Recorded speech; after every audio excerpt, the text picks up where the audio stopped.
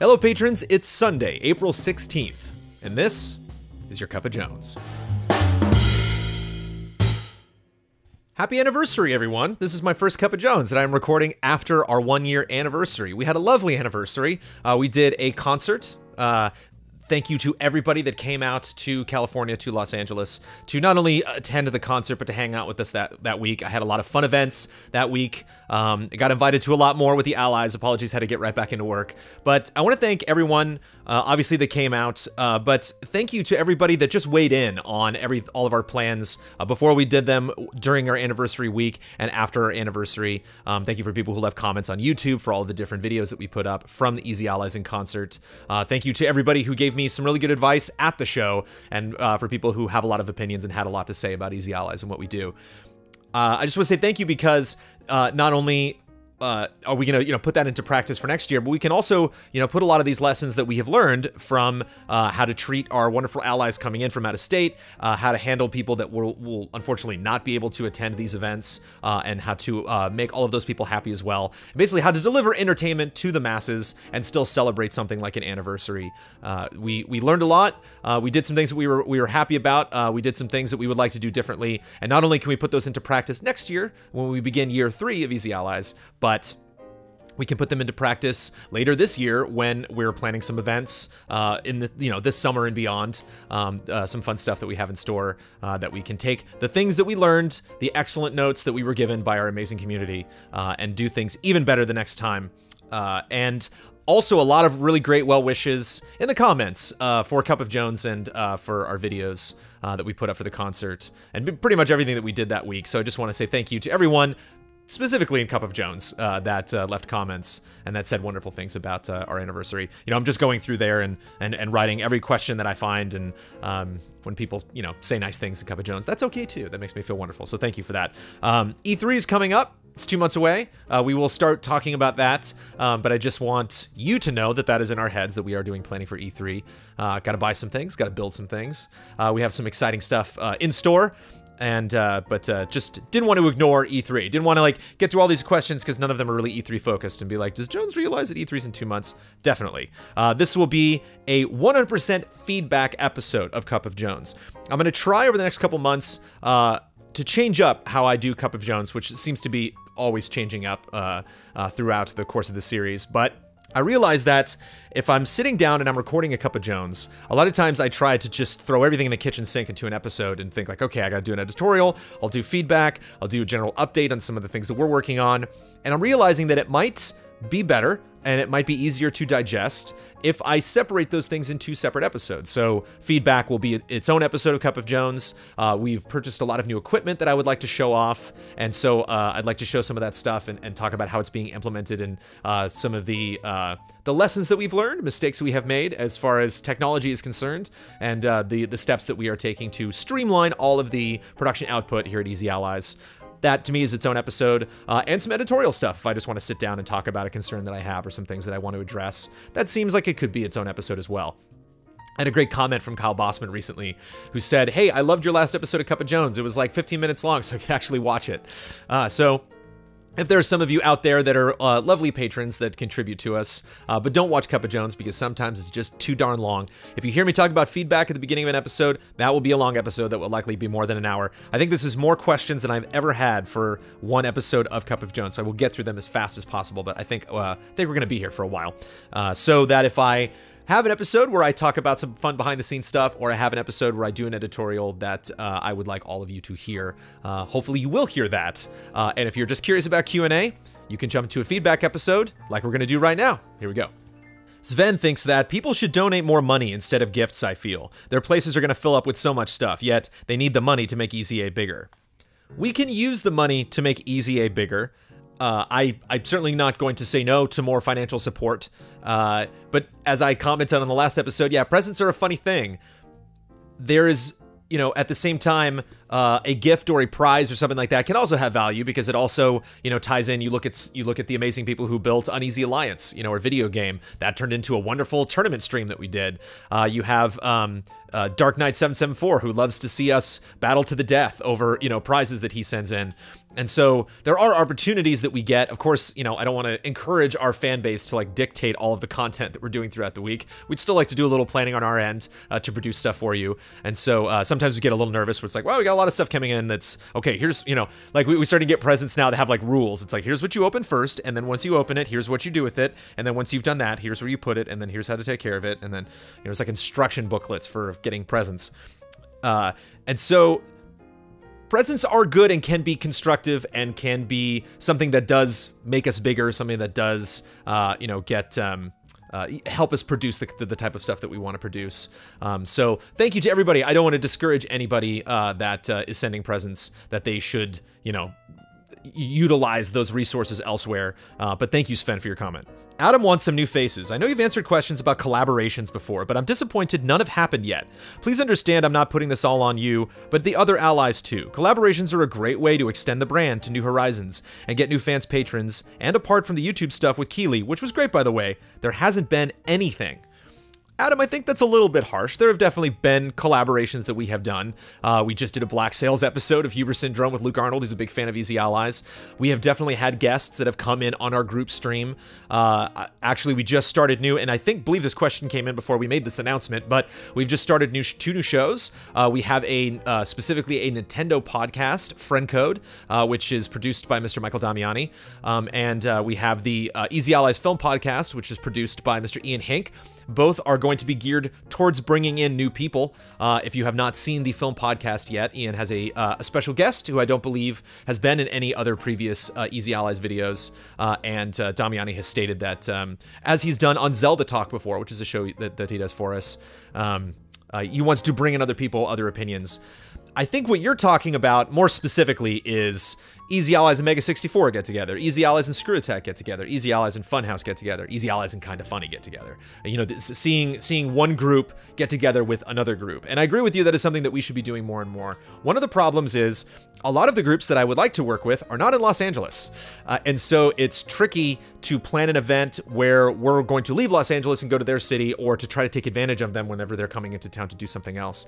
I have reached out to some of the names that I've mentioned. I have reached out to people and offered, but it's tough to get people together. It's tough to get people together that are not in your city. It's tough to get people together that you don't work with on a regular basis. And so I agree and disagree with you, Adam. I agree that collaborations are a good thing. Collaborations can only help Easy Allies. Collaborations are something that I want to see more of. I want to see big projects that we're doing. At the same time, you know, our duty is first and foremost to our patrons, and I think that is indicative of the first year of operation of Easy Allies, that our #1 priority was to make sure that we were meeting the promises that we had set for our community, because we were not able to meet all of them, and so we want to make sure we're communicating to our audience. And I think a lot of times, as is evidenced with something like E3 or with our anniversary, when you plan a big event, when you have something coming up a month or 2 months away, and if we were to collaborate with another group, we would have to plan that far in advance, because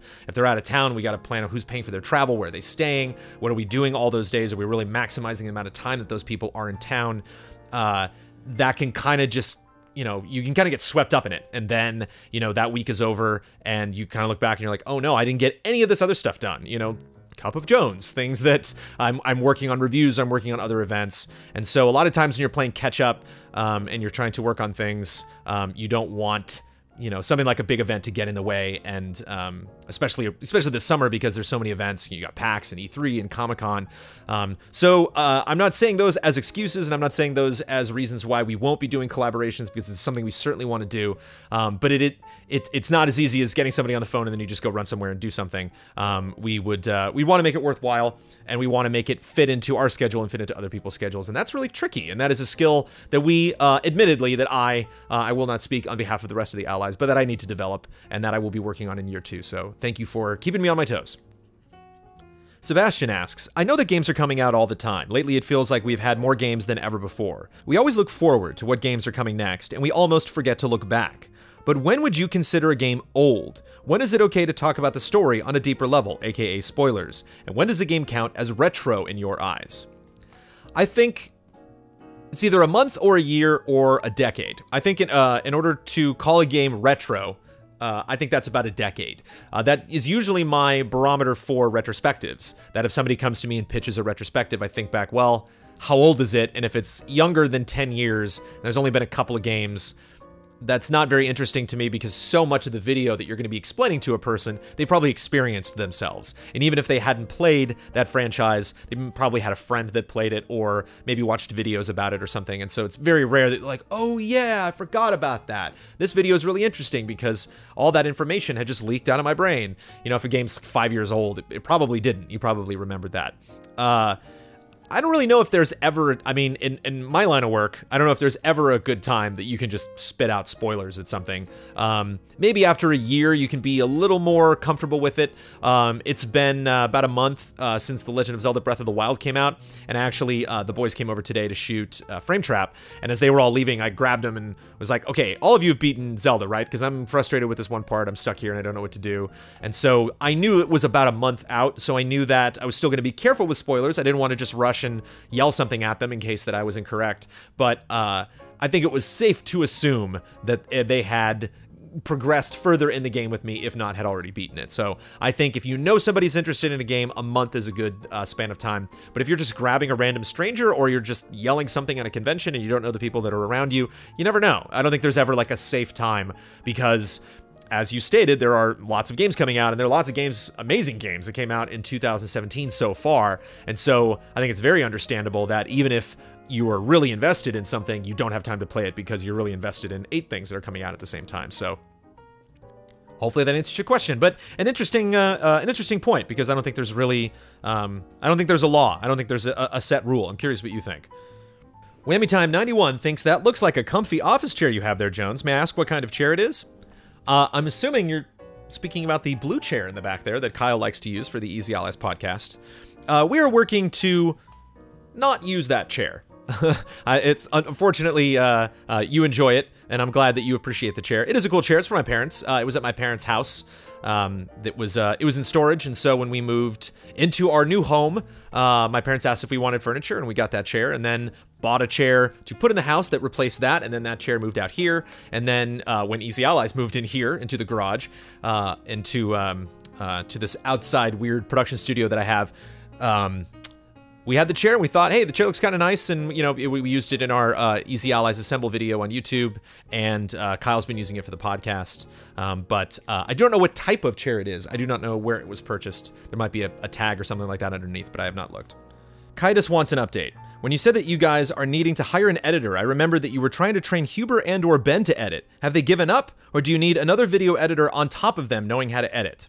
They have not given up. Ben and Huber have, and actually Michael Damiani, have started editing and have started to teach themselves and learn from us how to produce their own shows. And so that is great because that definitely takes the strain off of us to produce those shows. But I think it's really good if there is some step in the production process, be it lighting or sound or camera or editing, or, you know, costuming or anything, that it's always good to dabble in it. And so even if you eventually have somebody come on board to produce that or to do that job, you can at least understand what that job entails. So when you're asking someone to do something, you know how long that takes, you know the type of work that is involved.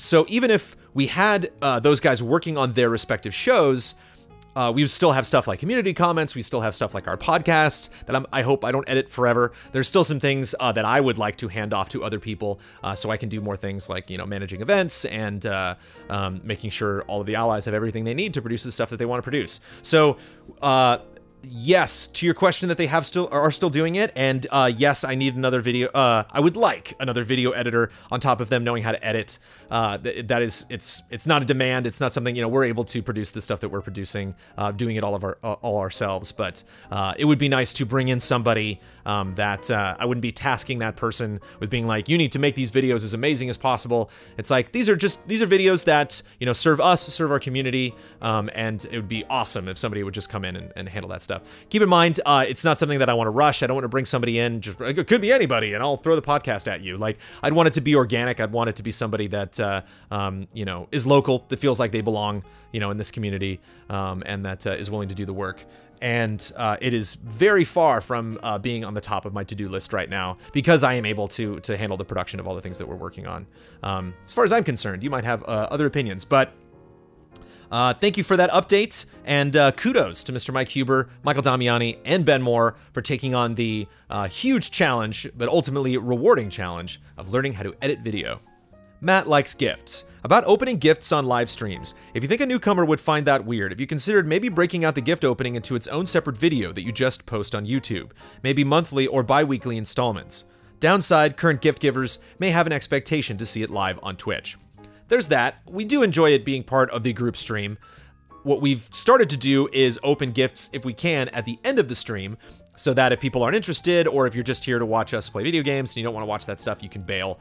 And also, the same goes for the YouTube archive. If you're watching that and you aren't terribly interested in us opening socks and amiibo and cups and, you know, Viking axes and stuff like that, then you don't have to watch it. You can bail on that video and go watch another Easy Allies video. I don't know if I necessarily want to block it out as its own separate video or separate stream, because I think that just kind of clogs everything. I think more is not always the answer to making our channel better. If we add a show, we want to make sure that it's not crowding other things, that our schedule isn't such that, like, you know, at like 3 p.m. on a Thursday, you get like 8 shows at once. And so the more that we can have things be, you know, their own types of shows, and not necessarily like cut things out and then just kind of, you know, tack that on. I think, long story short, I think gifts have worked out. I know I might have, you know, made you nervous by expressing a concern about gifts, but I just thought that was weird, which is why I picked that for that editorial. But I think gifts have found a nice home at the end of our Tuesday night group streams, and I think our community digs that as well. Matt is curious, do you ever get bored of answering questions? It seems to be something the Allies are all about in their shows, which I love, but does it ever get old for you? Never. Never gets old. It's a little tough putting them together for Cup of Jones, because there's a lot of them, and I actually have to go through and love reading the comments, but there is a little work involved for me in that, doing that for Cup of Jones. When it's some other show, when I don't have to, when I'm not Ben Moore, so I don't have to organize those for Frame Trap or for our monthly Q&A. I'm not Kyle Bossman, so I do not have to gather the questions that we have for Love and Respect. So when I am doing those, when I'm on Frame Trap, or when we're doing the Q&A, or when I am on our official podcast and we are answering questions for Love and Respect, I love it, because one, it's feedback from our community, which I can never get enough of. Two, it is constructive, you know, so it'll potentially make us better. It's always good, you know, not only just to get, you know, good vibes from everybody, but to get constructive criticism as well. It's good to kind of check in. A lot of times it alerts me to stuff that's going on in the community that I didn't even know of. So this community's big and it's growing, and that's wonderful. But at the same time, I never, ever want to be out of touch, and I never want to know too late when something's happening that I should have been alerted to before. And so that's why I always welcome people to send me emails, brandon@easyallies.com. That's why, you know, we give our audience so many opportunities to ask specific questions. The only things I don't like about questions is we can't answer all of them. We can't answer all of them as the Q&A. We can't get to every Love and Respect question. And so thank you to everybody that I just feel bad that has submitted questions to, you know, any of those different Q&A outlets that we have here at Easy Allies. I feel so bad that there's, you know, potentially allies out there that are discouraged, that have tried to ask questions and have not had them accepted, that have not gotten the answers that they want. I'm so sorry that has to be reality. There have to be some people out there that don't get that chance, but it doesn't feel right. So if there's anything any issue that I have with questions, it's that there's no time to answer all of them. But when we do have time, I love it. When I'm editing video, I watch every segment many times, and after dozens of watches, I start to see not my current edit, but a memory of the last ones. Because of that, I can't make improvements anymore, and have to go with what I've got. Do you have the same problem, and if so, how do you deal with it? That does sound like a unique problem. I don't know if I've ever had that problem before, specifically, Alexander, but there are definitely issues that I have had with cognition and editing. it's tricky to read a script, read a review script and listen to my VO when I'm cutting a review and then just diving into the game footage. And then now I'm all thinking about the game and I'm wondering like, okay, there's a combat shot here from Persona 5. Do I need a combat shot? I don't remember. I don't remember if there was like an open space in the script where I said that I needed a combat shot. And so there's that kind of cognitive dissonance of like not connecting that I need this thing and I have that thing and I can just go someplace and find it. I will tell you one issue that sounds a little bit like what you have. And unfortunately, I do not have a snappy answer for it. And that's when I'm doing something really long. If I'm doing a podcast, if I'm cutting the Easy Allies podcast, I just kind of go through it one more time and then I don't watch it again. I'm not going to go 2 hours all the way back through it, but I do watch it kind of on fast forward to pick out those moments of when to start the corrections music, when podcast halftime starts, when to bring up the scores for, you know, the teams for bets. And it's also kind of nice. I appreciate listening to the podcast again in case something was weird that I heard somebody say that I didn't pick up the first time. But I mean, it's an hour and a half to a 2 hour, 2.5 hour show. And so it's a time-consuming thing to just sit through. And that's actually a very interesting issue, a challenge, a hurdle to get over with video editing that not a lot of people think about, and that's you have to watch the video. So if you're cutting a 30-minute video, just the approval process takes more than 30 minutes because you have to watch the entire thing. And so when I do a 20-minute retrospective and I finish it at 3 in the morning, it's hard to watch a 20-minute video and like really, I mean, it's one thing to watch the video and pay attention if you aren't familiar with the script and just kind of absorb the information. It's another thing when like I have the information, I want to make sure there's no mistakes. I want to make sure if I brought up titles, there's no spelling issues. I want to make sure every shot matches and that I'm always using the best footage when I possibly can. And so fatigue definitely does set in when you're in that situation and you know, you're trying to focus on something and 5 minutes go by and you think back. I actually had an interesting moment where I got so tired during cutting the Easy Allies podcast that I fell asleep watching the podcast and then woke up like 20 minutes later and I was thinking like, I'm like getting near the end of the video and I'm like, did I even put in podcast halftime? How did I skip podcast halftime? And then I realized it just like slept through it. So I've been there. Just practice is all I can think of. Specifically, I start to see not my current edit, but a memory of the last ones. Yeah, it just depends on length. I mean, I don't know how long you've been editing, but yeah, maybe that goes away with time. That's fascinating, Alexander. I'll think about that. If something comes up, if I wake up in a cold sweat and I have an answer for you, I will insert it into a future episode of Cup of Jones. Brandon wants details. You touched on how in your meeting with the other allies, the group's plans for 2017 and review of 2016, there were things EZA wouldn't do again. Are you willing to share one of those things? Yeah, I think it's not so much like we're never going to do that again because that was a horrible mistake. At least none of those that I can think of. But something that, you know, sending Ben to TGS. We probably won't do that in 2017. Probably won't be able to afford that because, I mean, we could afford that, but I would like to do things like go to PAX East, which Game Trailers and Easy Allies never went to. I would like to consider something crazy like a PAX Australia or a PAX Unplugged, which sounds like a lot of fun, and I'm sad we are not going to. Something like a Gamescom, you know, taking funds that we allocate for travel and, you know, overseas or out-of-state events, and maybe look at the next year and not think, well, let's not get in a rut and do that every year. Let's, you know, take those funds, take those opportunities, and try something else and see how that goes, because we might find some show that we're not familiar with, that we normally don't cover, that we feel is a perfect fit for Easy Allies, whether it's because the content that's coming out of that show is something that resonates with us and our audience, whether that city or that event is a perfect opportunity to connect with our audience and to meet and greet with them. So I think that's specifically what I was talking about. I know that's not maybe the answer that you were looking for, Brandon. Brandon's like, no, I want the you know, the nitty gritty mistakes that you made that you're not going to do again. We make mistakes all the time, and I think I talk about them on Cup of Jones. So I will definitely address those things in the future. John with a classic question: have you ever thought about doing voice acting for a game? Yes, I have, John. Do you have a game? Do you want to cast me in a game? I'll do it. Let's do it. Let's do it right now. If you have a video game, I'll do it. Steven has an idea. Could you do a working bee marathon of games to raise a lump sum for Allies equipment, perhaps? That's always an idea that we've had. Maybe this is just foolish on my part, but one thing I was not anticipating that was a pleasant surprise was this huge financial boost that we got out of turning 1 year old.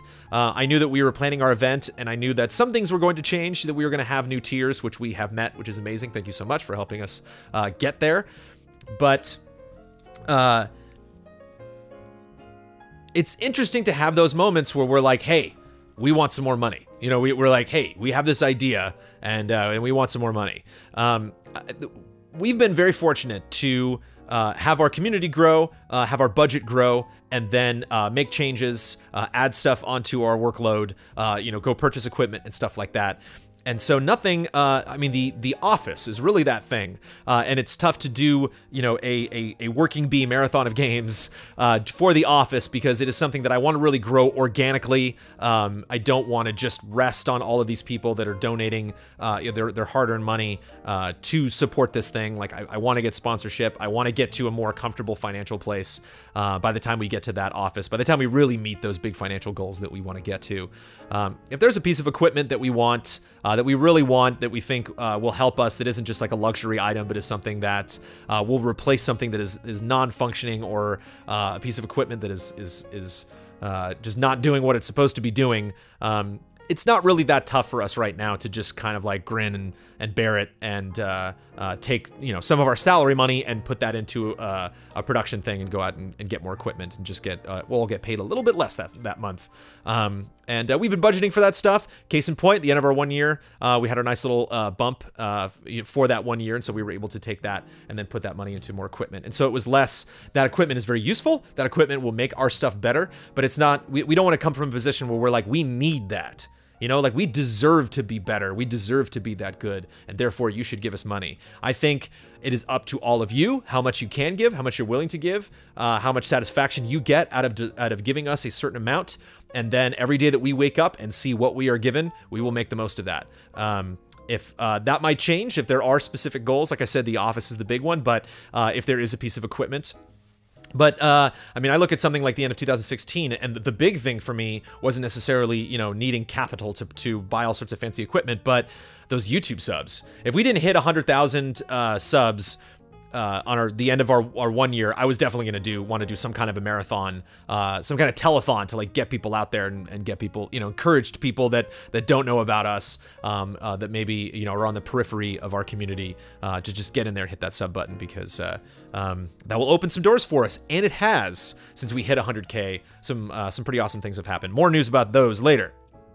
Tim, as I do, loves The Witcher 3. Is there any video where you expressed your opinions on The Witcher 3? I'm playing it for the first time now with all the DLCs, and I would love to hear your view on the game. It's Game of the Year. The Witcher 3 is the 2015 Game of the Year. Not according to game trailers. That is not the game that we awarded the Game of the Year while we were at game trailers. But I was in that camp. I voted for that. That to me, far and away, is the Game of the Year. As much as I love Bloodborne. Sorry, Bloodborne.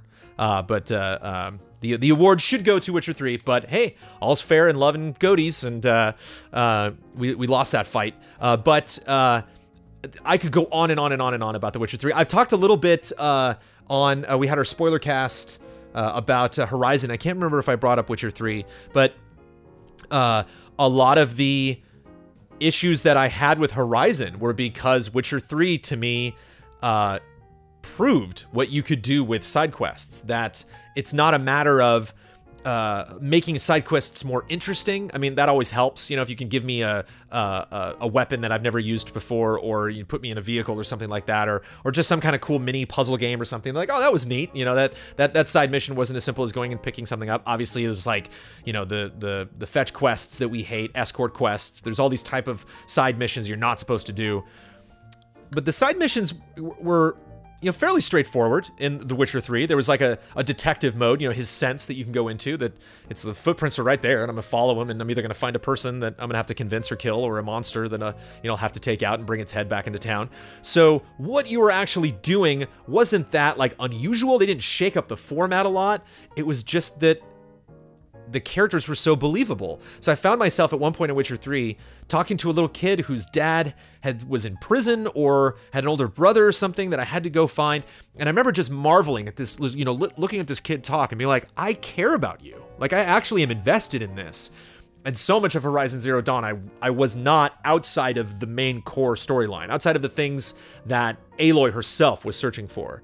Where when I was playing as Geralt, I found that I would just kind of stumble across something that was incredibly interesting and very deep. And a lot of times I would do it the wrong way. I would do a finish of side quest, be like, that was bizarre, and go to talk to Bloodworth and be like, what was up with that one guy? And he's like, oh, did you kill him? I'm like, yeah. He's like, oh, if you don't, that opens this other quest, and that leads to all sorts of other things. And so I think it's an incredibly deep game. I think anybody who's making an RPG should play The Witcher 3. And if you're curious of actually more of my official writings on The Witcher 3, if you go back and watch the GameTrailers.com Game of the Year video for 2015, I wrote that. So I wrote the blurb. Excuse me, I wrote the little blurb about Bloodborne being Game of the Year, but I also wrote the blurb on The Witcher, so if you want a concise opinion, I also edited that video, so if you would like to see in video form what I think of The Witcher 3, you can go hunt that one down. Tim is very fond of beer. How about you? Any favorite? Ever tasted Kolsch? I have tasted Kolsch. Kolsch is good. I am a fan of German beers. I'm a fan of Belgian beers. I am a fan of Hefeweizens. I am a fan of Pilsners. I'm actually very picky when it comes to beer, and I'm not picky when it comes to wine.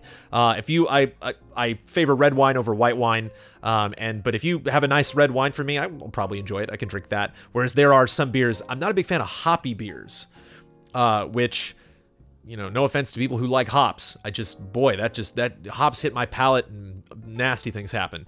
So I'm a fan of the lighter beers, the fruitier beers, the wit beers. I tend to favor that stuff. But Germany can make some solid beer. Even the Dunkels beer. Oh boy, sorry if I remember I would order a Dunkel when I was in Germany. I don't drink dark beer a lot. But boy, if they make it in Germany, I will probably like it. The one thing that was crazy for me when I went to Germany the last time though, was that, and I don't know if this was just the family that I was staying with or if like a lot of Germans do this, but Amanda's godparents in Germany drink their beer warm. I put my beer in the fridge and they gave me a real strange look. I was like, yeah, I want the cold beer. And they were like, cold beer? I'm like, what? So I don't know if that's let me know. I don't know if that's like a German thing, but yeah, that cold, refreshing beer, I mean, nothing wrong with warm beer. Beer's great, but cold beer's better. Martin likes hugs. I want to hug y'all. Martin, I want to hug you too. Martin, I want to tell you a story, okay? So there's somebody that you might recognize from our community named Candy Coated Thorns. Candy Coated Thorns attended our meetup at our 1-year anniversary and attended Easy Allies in concert.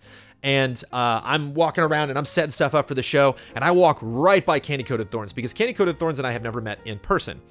I was making one trip back, and I think I walked by Kay Murdoch and was like, hey, what's up? Or like MC was there, and Candy Coated Thorns came up and grabbed me like by the elbows and stopped me where I was standing. And I was like, oh, hi. And she said, I'm Candy Coated Thorns. I went, oh, thank you. Thank you for stopping me. Obviously, I now have to go and do whatever I was doing, but thank you for bringing that to my attention. And it can be tough. I've been there before and been around people that I thought was interesting. I remember, gosh, one of the last times I went, Amanda does, Walla or like crowd noise for The Simpsons. So she's in a lot of Simpsons as like a group of crazy, protesters or a group of, kids on the playground screaming. And because of that, we get to go into the Simpsons party. And one of the, that they have every year, they have a big like anniversary Simpsons party that they usually do before Treehouse of Horror. And we went to the party one time and Weird Al Yankovic was there. And I was like, oh my God, Weird Al. And so I just keep thinking like, what can I say to Weird Al? What kind of context could I have beyond just being some crazy fan person and just going up and wanting to hug Weird Al? If you were to see me at an event, if you were to see me at like the supermarket or something, or see me like walking down the street and I look sad, like, I don't know, maybe, think twice before approaching me with, whatever you would like to talk about. If it's a PAX, if it's an Easy Allies meet and greet, if it's anything that is games related that I am clearly attending to cover games, give me that hug, forcibly. Just go in and get it. Unless I'm on camera. If I have a microphone in my hand and I'm talking to somebody, especially if there's a mic flag on it that is not Easy Allies, maybe a little discretion, and then once the guy moves the camera down, the light comes off, then go in and decisively get that hug, because I also like hugs, Martin, and I want to hug y'all. Osman feels that, in regards to reviews for games from a franchise, do you think it makes more sense to have someone who is familiar with the previous games of the franchise to do the review, or would you rather have someone who has never played a game in that franchise, aka an outsider, to review that game instead? There's no easy answer to that question. Both. I don't think either one is a good or bad review. Sometimes it pays to have somebody like Ben Moore come in and review Persona 5, who has not only played Personas 1, 2, 3, 4, I'm assuming. He's played Personas 1 and 2. He usually just talks about 3 and 4. But has played Persona 4 Dance All Night. Persona, has played the Persona fighting game. Has all these different references. Someone like me who's very versed in all of Rockstar games to be lined up to be reviewing Red Dead Redemption 2. So I think that is the natural play. I think you obviously get a unique perspective. Not necessarily unique. It kind of is the common perspective of somebody who is, in love with that developer, dedicated to that franchise. And so then they're going to come in and bring up a lot of notes from the previous game. They're going to be able to tell you. I think that helps the most when you deal with sports games, something like a FIFA or NHL or Madden. If you have somebody coming in that's played the last 10 Madden games, and then they can tell you what it's like to experience this year of Madden compared to all of the other ones, specifically last year, the big updates. Like if you own, 2016, do you need to get 2017? But at the same time, you have somebody like myself who reviewed Pokemon Sun and Moon, and that was the only second Pokemon game other than Pokemon Snap that I had ever played in my life. And so I was definitely coming from that from an outside perspective. And so if Kyle Bossman had reviewed Pokemon Sun and Moon, that would have been interesting. Would have maybe got a different score. I don't know. But I ended up reviewing it. And so I just think they would be different reviews. And I think that's the case because I think it's the case across the board with reviews in general. I don't think any one person's review is the right review. I don't think any one person's score is correct and somebody else is incorrect. I don't necessarily think that, looking at a game and just kind of assessing all of the scores, kind of like lumped together is necessarily any sort of truth or like, oh, that's the actual score. I mean, yeah, it's an aggregate, but I don't know if there's some greater meaning there as far as the actual quality of the game, if you were to approach it for anything more than face value. And so I think what is important there is I think that I think what would be bad is if someone who was an outsider came in and pretended to be someone who has experience with the franchise. I think it would be bad for an outsider to come in and then hold up the entire review just on one thing that they didn't like. If you were to like read a review from somebody who is an outsider and they just keep coming back to this one point and just harping on it, then that kind of reeks of somebody that, couldn't get past this one particular hurdle to get into a game. Take Persona 5, for example. Way more talking in Persona 5 than I had expected. I heard there's just lots of combat and they can get kind of grindy. And here I am like 4 or 5 hours into the game and like, I've only had a couple fights. I really spend most of my time talking to people. Now, somebody who's experienced with Persona might be like, oh, come on. Like, it's Persona, dude. You don't know that that's Persona games? You're talking to people and you make them stronger. And then when you go into the fights, I think I was talking to Ian and Ian's like, yeah, I hate the fights. I like to get through the fight so I can get to the good stuff, which is talking to people and learning more, building up your relationships and solving mysteries with your friends. But that would definitely be an observation that I would make, having been an outsider to the series. If after 120 hours I was still harping on that thing, and I was still coming from a perspective of being like, this is crazy, I don't understand this, I think you always have to, bring your own perspective into it, but do your research at the same time. And so if you have somebody who's just kind of mouthing off and is clearly, sticking to one point and coming from is trying to be broad, but is clearly coming from one specific argument, then I think that can detract from the quality of a review. But just by definition, I don't think one is good or bad. I think both could be an amazing review, and I would watch both of them. Zen asks, how much do you bench? I have an answer here from German Efficiency on Twitch, aka Sean Clinton, who is my trainer. According to him, about 180. But my goal is 220. Which is terrifying. I don't know if that means 220. Does that mean my 220 goal is like I'll get there and then I'm fine? Like, can I coast at 220, Sean? Like, if I finally like get to 220, it's like, yay, it's like level 60. Like, I did it. Or is that just then you just get another goal and then you just keep on lifting weights until your arms explode? He also wanted me to specifically mention that we are doing advanced dumbbell decline chest press instead of the barbell flat bench. It's important. Rise wants to know, what's going on with Game Sleuth and retrospectives? I have kind of assumed GS would be a monthly or bi-monthly show, but it seems to have been completely forgotten about. I get retrospectives take time, but with the 30K goal, including bringing patrons into the process, I thought we might have heard something by now. Excellent point. Game Sleuth and retrospectives are definitely something that we think about a lot because we are not delivering as much as we necessarily promised as much as potentially we would have been capable of back at Game Trailers. But there's a couple things to keep in mind. One, if we say we're going to do something, we are going to do it. We are going to deliver at least one episode of that thing, and then we are going to see how that fits into our schedule, and we are going to be transparent with our audience as far as what we will be doing moving forward. One of the problems with Game Sleuth and with retrospectives is we like to keep things secret. We did an announcement at I believe I got this question before our anniversary, where we did the announcement that this summer we will be doing a Dark Souls retrospective, written by Brad Ellis, cut by me. And that was something that Brad had brought up a long time ago. That's something that Brad has been working on, but we didn't want to let people know because we love to tease people. We love to do fun announcements like that. But we also, the more we update people, the more they ask about it. And I think the more ahead of time people had known he was working on Dark Souls, while Brad is on streams, he's going to have people bringing it up and asking, hey, Brad, how's that Dark Souls retrospective going? And so now that he's pretty much almost done with all of the footage, and is now really getting into the script writing process, it's really nice to have a lot of that production done ahead of time. But I mean, that's bad. Like, you bring up the word patrons and you say, you literally quote us and say we're bringing patrons into the process. I don't want to make a promise like that and then not meet it. One of the other things that you have to keep in mind that we're discovering that will evolve throughout the course of Easy Allies is, I think we're going to do better work. I think we're going to do that work quicker, and we're going to deliver that work on a more regular basis that can be counted upon if all of the allies are doing things that they genuinely enjoy. And I enjoy working on retrospectives. Working on retrospectives while I'm cutting community comments, working on the podcast, and doing 3 reviews, and trying to get Cup of Jones done and stuff. That can be stressful. But I don't know if we had actively committed to a specific schedule. It's like you said, like, you're like, I can anticipate, retros, being late, or not being as regular as some of the other shows that you do.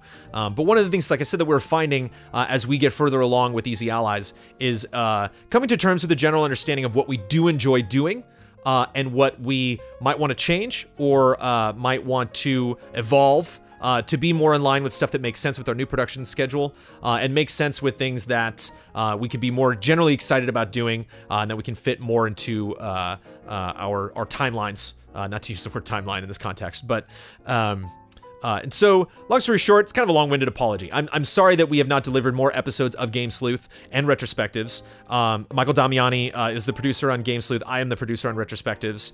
I know that Michael Damiani and myself have had lots of things that we have been distracted by. I know that there is an episode of Game Sleuth currently in production, and as I mentioned with Dark Souls, that there has been a retrospective in production for a while now, and there are other ideas that people have for other retros we're going to be doing in the future.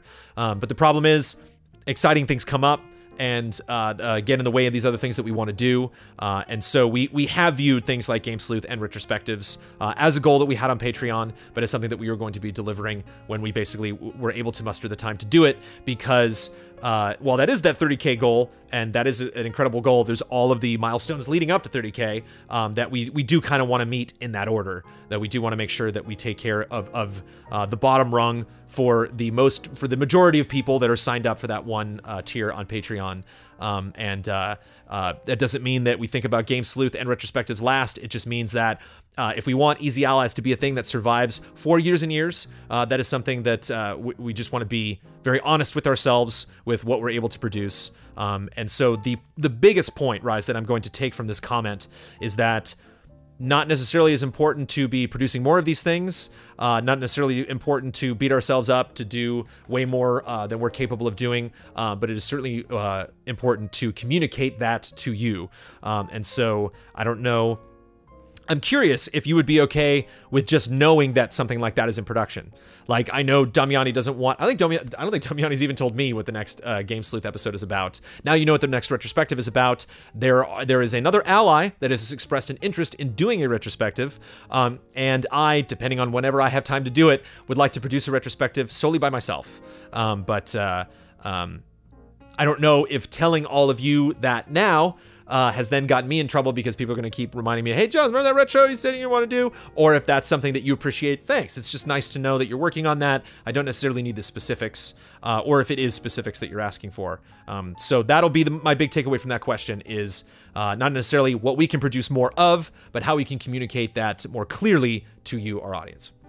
Andres wants to ask if I ended up buying a PS4 Pro or not. If I remember correctly, you were adamant about getting one because it's your job, and you love having the newest, best version of tech gadgets. Also, no Switch pre-order?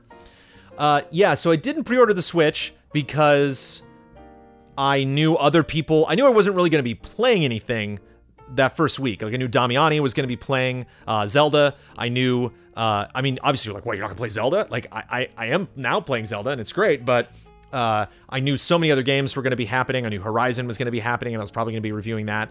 And so it was just a question of not that I was interested in the device and that I would want one, and then I was going to be eventually getting one or eventually playing those games. But I was like, I don't want to get a pre-order and then just have it sit there, and then that would kill me, or worse yet, distract me. If there were other games that I wanted to work on, that I would be like, yeah, but Zelda, and then that would slow down my progression in other games. Something like Ghost Recon Wildlands, which I didn't review, but I did finish, and I'm glad that I did. There's a lot of amazing open world games coming out this year, and I do want to have a perspective on them, but yeah, that's why no Switch pre-order. But I did end up receiving a Switch, which is a gift from our community. Thank you so much.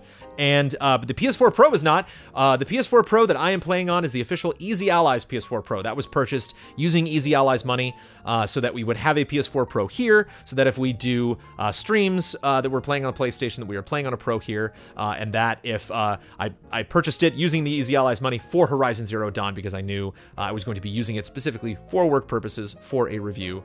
So I myself still just own a regular PlayStation 4, but Easy Allies owns a PlayStation 4 Pro, which is conveniently living at my house. BDUN912 noticed I mentioned streaming in a previous episode, specifically full playthroughs, and I'm wondering if you're planning to revamp the streaming lineup this year.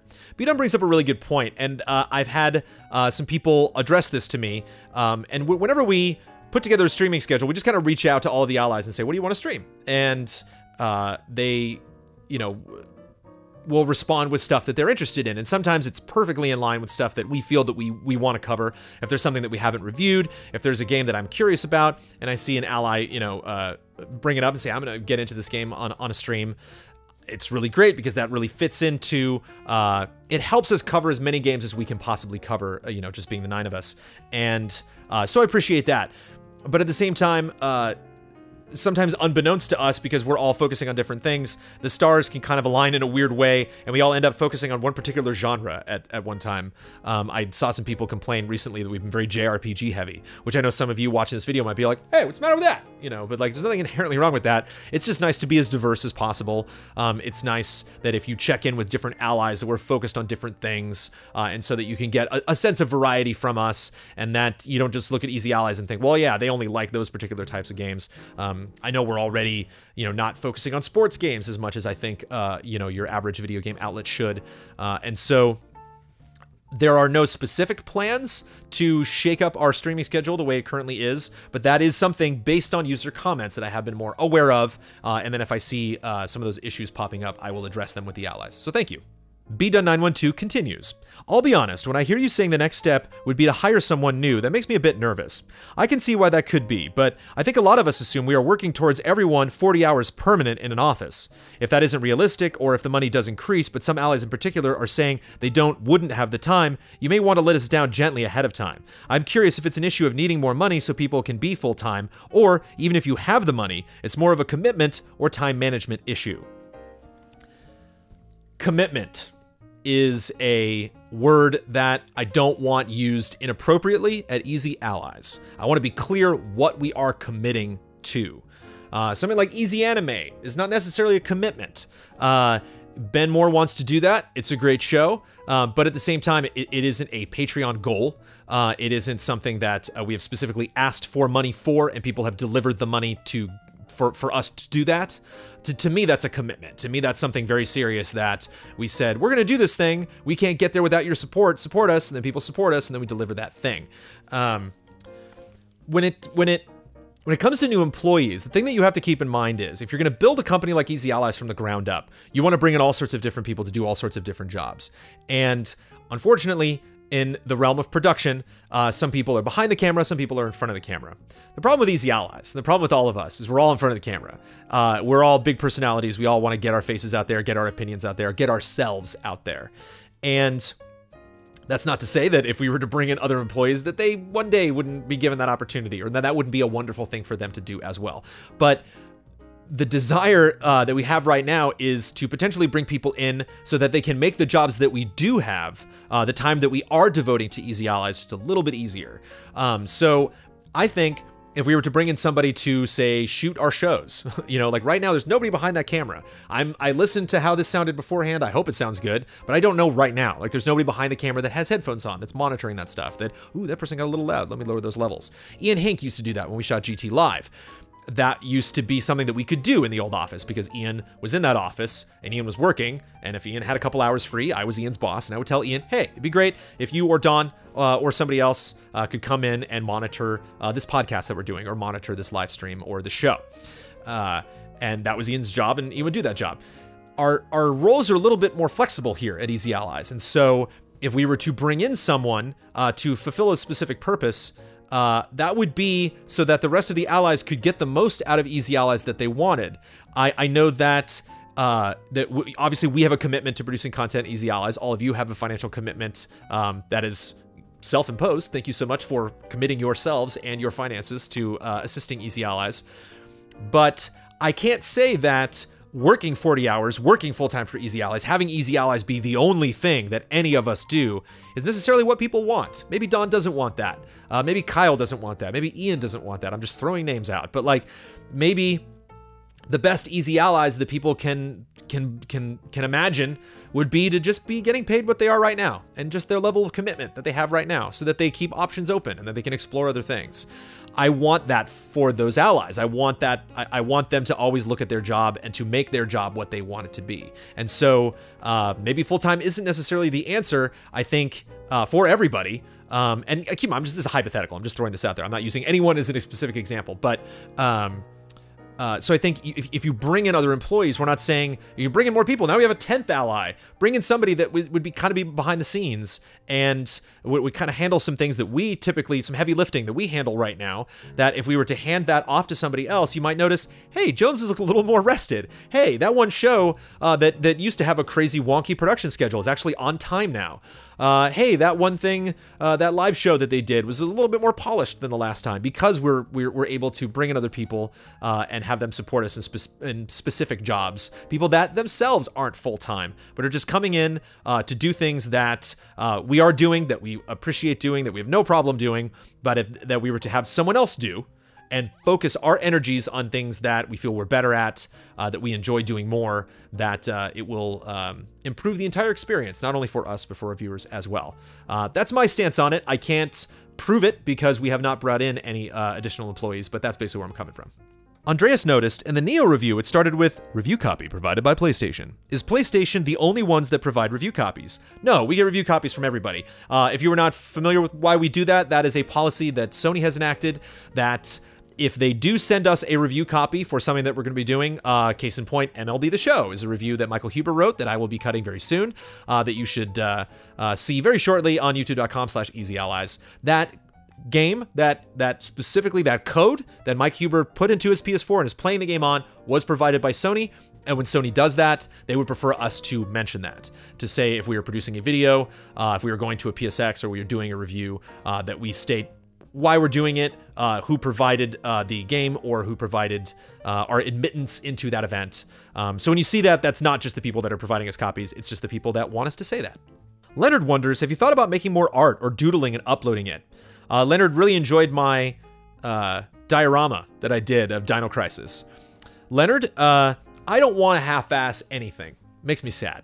If I'm working on something and that thing can't be as good as I could possibly make it, I get down in the dumps. And so it could be anything. It could be making food. It could be doing acrobatics. It could be making a costume. It could be styling somebody's hair. If there's something that is out of my comfort zone, but it's any kind of a competition, I want to put my best foot forward. And so if something involves art, I'm going to work on it very hard. I stayed up until 4 in the morning, putting that together because there was the concern that if we don't put enough work into these things, they will not be considered and you'll have to do, they will not be counted toward that bet. And so we'll have to do something else. And I'm like, I want this to count. I don't want anybody to think that I did not put the requisite work into this.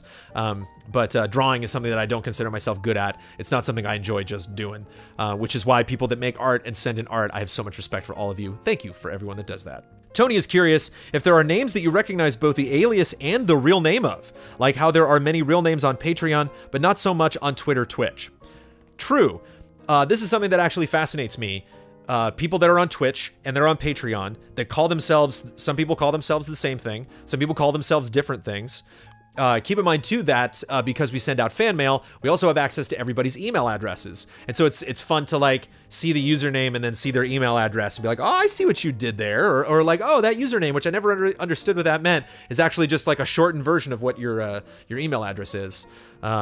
And a lot of times I like to ask people when I get a chance to email them directly, like, where did you come up with that? Like, what does heist boots mean? Like, I don't think I got to ask heist boots that. I think I'm in the dark. I had heist boots in person, and I could have asked, what are there boots for heisting? Did you go on a heist to steal the boots? So many questions. There are definitely names that I recognize. That's one of the reasons that I have stuck to doing our podcast producer credits. Once a month at the end of the Easy Allies podcast, I will read all of the people that have been the podcast producers from that, I believe it's the $20 or $25 tier up. I really like learning those names. I really like it when I meet an ally at an event and they say their name expecting me not to recognize it, and I totally recognize it. Tony, you bring up even the more educated, the position that I really want to graduate to, and that's whether I see you on Twitter, whether I see you on Twitch, whether I see you on Patreon, whether I got your email address, or whether I meet you in person, I know who you are. That is the goal. That's where I want to get to. I love knowing more about our community. I love identifying them. It's been really exciting at multiple meet and greets now to have somebody come up to me and be like, hey, I know you. I know you because we are friends, because we have met. That's a wonderful thing. Evan asks, can we see Pamela Horton again with you guys? Yeah, we got to make that happen. Pamela's amazing. I saw Pamela in San Francisco this year at a Ghost Recon event and had a wonderful time with her. I believe you can see her in my footage. I think I still have that footage, and it's just Pam being a goofball like the whole time, just yelling and screaming, and because she's on the headset and you can hear her like actually in the gameplay. I should just make like a Pam montage and put that up. Pamela Horton, formerly with Playboy Gamer Next Door, is now. I don't know who specifically she is with now, but whoever picks up Pamela Horton is lucky because she is amazing. Jason feels silly bringing up a game that just came and went like Mad Max, but I'm a fan of open world games, as you are too, and I'm genuinely curious as to what you thought of the ending of Mad Max story in the game. It was sad. It's been a long time since I finished that game, but you kind of refreshed my memory. I don't want to do spoilers. It has a sad ending. Things don't work out well for Max, which they should not work out well for Max. I like it when you kind of leave Max. I kind of like when Max just exists at the end of a Mad Max story. It's kind of like everybody made through it, either scathed or unscathed, living or dead, and then those people just kind of go on with their lives and doing whatever they were doing, and then Max just gets back in his car and heads off into the ether, into the void, into the nothingness that is the apocalyptic outback. But and I felt that Mad Max accomplished that. I will be honest, I was not terribly into the story of Mad Max. I felt the Mad Max that they presented, the actual character of Max, was a little cookie cutter, was a little generic, and the stories, the NPCs that you met in that game were a little kind of paper thin, and the setup was kind of predictable. So not to talk down to a story that you might have appreciated, but yeah, when you first brought up the question, I was like, the ending of Mad Max, how did that end? I'm like, oh yeah, there was that person, and yeah, that didn't work out well for them. But I like where that game ended, Max. And if they make another game like that, I will play the hell out of it. Kian with a classic question. You might have already answered this, but are there any downsides to working from home? Distractions, motivations. I mean, even just distraction of my dog, who is inside right now because she would be climbing all over everything. Who wants to play. Like, Sophie will come up with the ball and will like drop it by my feet, and Sophie has learned, she's very smart, she has learned that we don't like barking. So whenever she barks, we tell her no. So she doesn't bark, she like huffs. So she'll put that down and, I want to play. I'm like, oh, all right. So there are lots of moments where like, I'll be inside taking care of something and then I'll come outside and be like, all right, finally back to work. And Sophie's like, by work, you mean throw the ball around for 20 minutes, right? And I'm like, okay, yeah. And not to mention games and everything. It's just when when you leave the house and you go someplace else, you kind of get in that mindset while you're in the car. You work, work, work, I'm gonna go work. And then you're at work and you maybe look for things to distract you. And then you go home and at the end of the day and you focus on your home life, and then maybe you get a little distracted with work things, where now work and home is all just kind of rah. So that can be a little messy, can be a little confusing, especially between, you know, Amanda and I. Amanda had to deal with this for a long time because she's an actor. And so, you know, she'll have random times where she'll go do auditions, and of course, you know, random times where she'll go do the work that she does, and then there's little pockets of time in between, and she's got to decide what to do with those times. And so it's that time management that you need to be way more focused on, way more serious about, and just kind of, you know, take one long look in the mirror and just kind of assess, like, what do I need to accomplish? What am I happy with accomplishing? What is a good work day from home? And how can I strive to do that every day? Kokobo is a helpful tip. I wanted to know if you use color correction in your post-processing. If you don't, I highly recommend using it, especially if your primary platform is Adobe Premiere. I have not. We have not necessarily messed with that a lot. I think audio has really been our puzzle that we want to solve lately. If I say that and you're like, well, your audio's all over the place, that's because we've been trying out different equipment. That's because when we get equipment, you know, we have to really like produce a show and then listen to it and go, ooh, that doesn't sound good at all, and then we fix it later.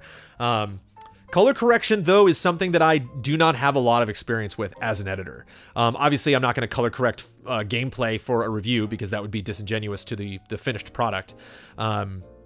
But when we shoot videos, when we put our faces on screen, when I'm shooting this, I'm looking at this in the monitor right now, and I'm like, yeah, I'm a little blown out.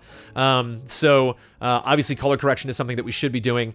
I think just the speed at which we need to produce stuff, I think right now it's more important that I get 3 episodes done a month of Cup of Jones, maybe more, than 2 episodes that just have really amazing color correction. Boy, you know, your cheeks look incredible. But it is something.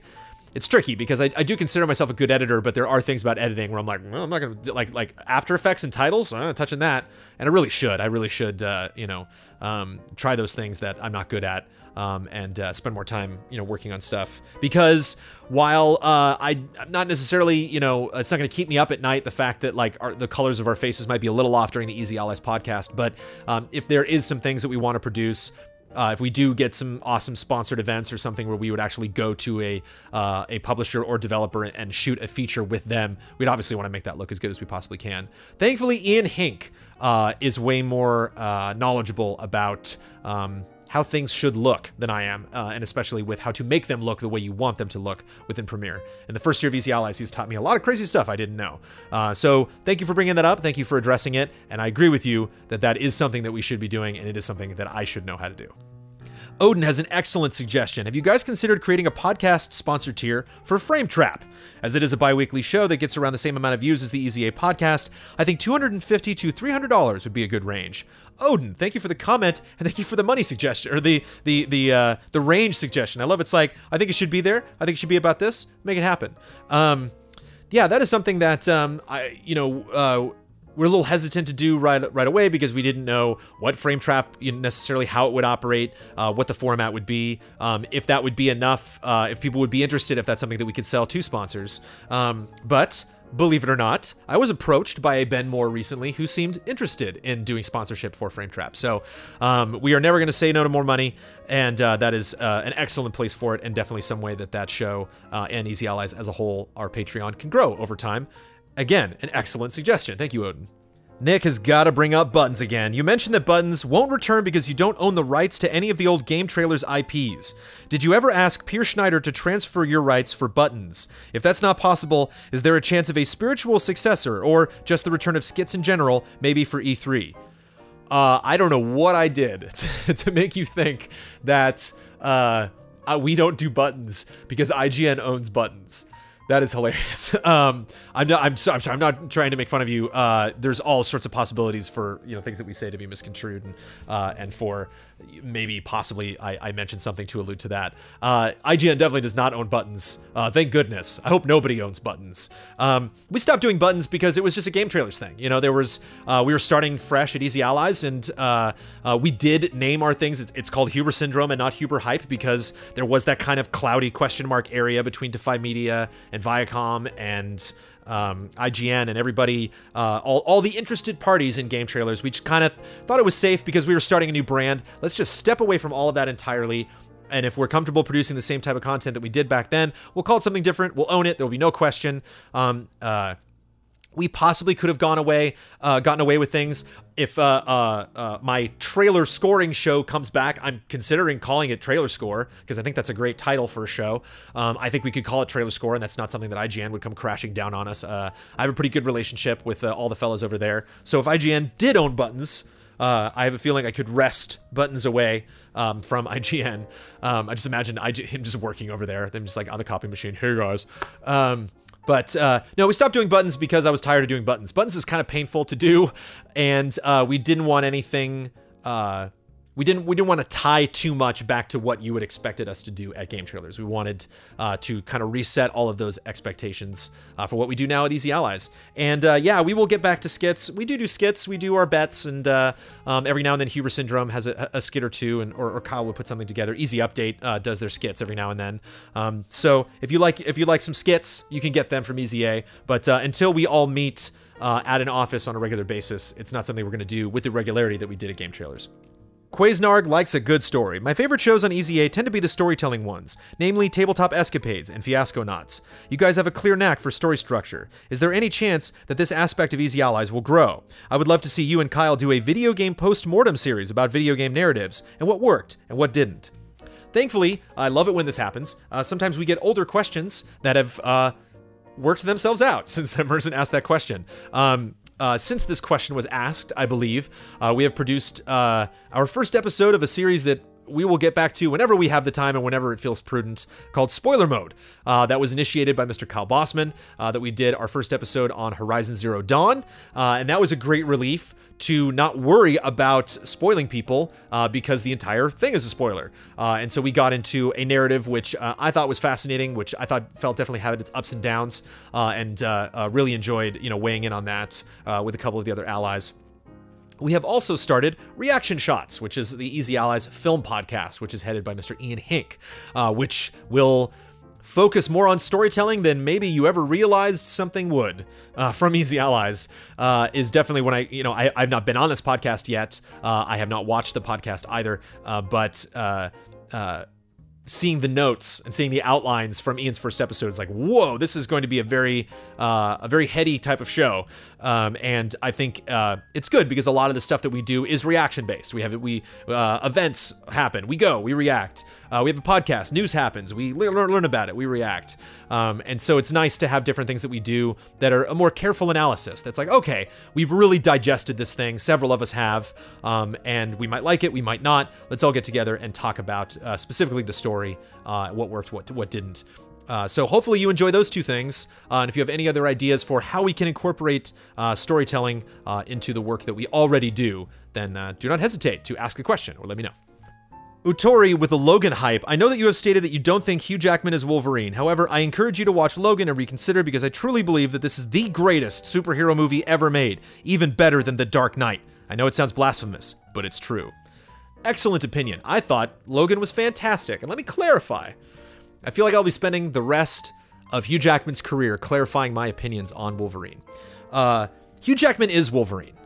Hugh Jackman has created a new Wolverine. Whether people can complain about film casting, whether you like Jared Leto's Joker in Suicide Squad or not, it exists. He made it. It's there. We can all watch it and appreciate it for what it is. So, to clarify my very specific point on Hugh Jackman, I do not think that Hugh Jackman, as a human being, is a good visual representation of the Wolverine that I was familiar with growing up and reading X-Men comics in the 80s and 90s. That's it. And so if you were to try to bring that Wolverine to life, I thought he was a weird call for it. Case in point, Hugh Jackman is gorgeous. He has a face I would want to smooch. I don't want to smooch Wolverine. And as much as they tried to make Hugh Jackman gruff and make him, I'm wounded Hugh Jackman. It's like, God, you still look amazing. And so that to me is a little incongruous when you're dealing with Wolverine. That said, he has been in that role for more than 15 years. And so that Wolverine exists. That is a Wolverine. You know, if you were to, we were talking about Marvel versus Capcom 4 and like what characters they could add in. And if you were to add Wolverine as Hugh Jackman, that is the film Wolverine. That is the Wolverine from that film series, and it is its own Wolverine. It started out at one point, it evolved into something else spectacular, and I can appreciate it and love it for what it is. It's kind of like, Heath Ledger. It's kind of like Heath Ledger's performance as the Joker. I was a little mixed about that because I enjoyed it. I thought it was a fascinating portrayal of the character, but I would be in conversations sometimes where people were like, boy, that Dark Knight, that was a good movie, right? And I'm like, yeah, Dark Knight was great. And they're like, boy, Heath Ledger really brought it in that film. I was like, oh yeah, he was fascinating. It's like, finally, we see a correct interpretation of the Joker brought to the film screen, brought to a movie. And I'm like, well, no. He was good in that role. It was an interesting interpretation of the Joker. But Ledger did not look into the comic books, take that Joker, and put that Joker in film. I don't know if anyone could necessarily do that. I don't really feel anybody has done that with Batman. I think that's very difficult. And so, in order to do that, Heath Ledger had to put a lot of himself in the role, maybe more than he should have, considering he, didn't survive the role. And I think it's fascinating to explore that and to look at what of that Joker is the classic Joker, what of that Joker is Heath Ledger, what of that Joker is Christopher Nolan, what of that Joker is just born of that world, that franchise created. But to say, yeah, that Joker that I read in The Killing Joke, that's Heath Ledger. It's like it's not. There's no connection there. They are two completely different interpretations of that. There's not one that's right, one that's wrong. It's just different. I say that because there are sometimes an actor does fill a role that I'm like, wow, that's it. That is literally, I mean, like you look at Kirsten Dunst, was not like one of the best Mary Janes, ever. I'm curious to see that role recast in the future. But if you go back and you look at like Spider-Man in the 70s, she looks like Kirsten Dunst. She's got, she just looks like her. And so it's interesting what is important to you as a casting person, what is important to you as a director, as a writer, to bring a character to life. And I think sometimes it just has more in common visually and thematically with the character that's actually portrayed in comics. But sometimes that's not always the best thing to do in a movie. So I try to clarify these things, and I think I just made it more confusing. I'll see you next episode on Cup of Jones feedback, where I have to correct that again. Brandon checking in, do you personally and as a group feel as though you've taken on too many projects or made one too many promises of the type of content you will be providing?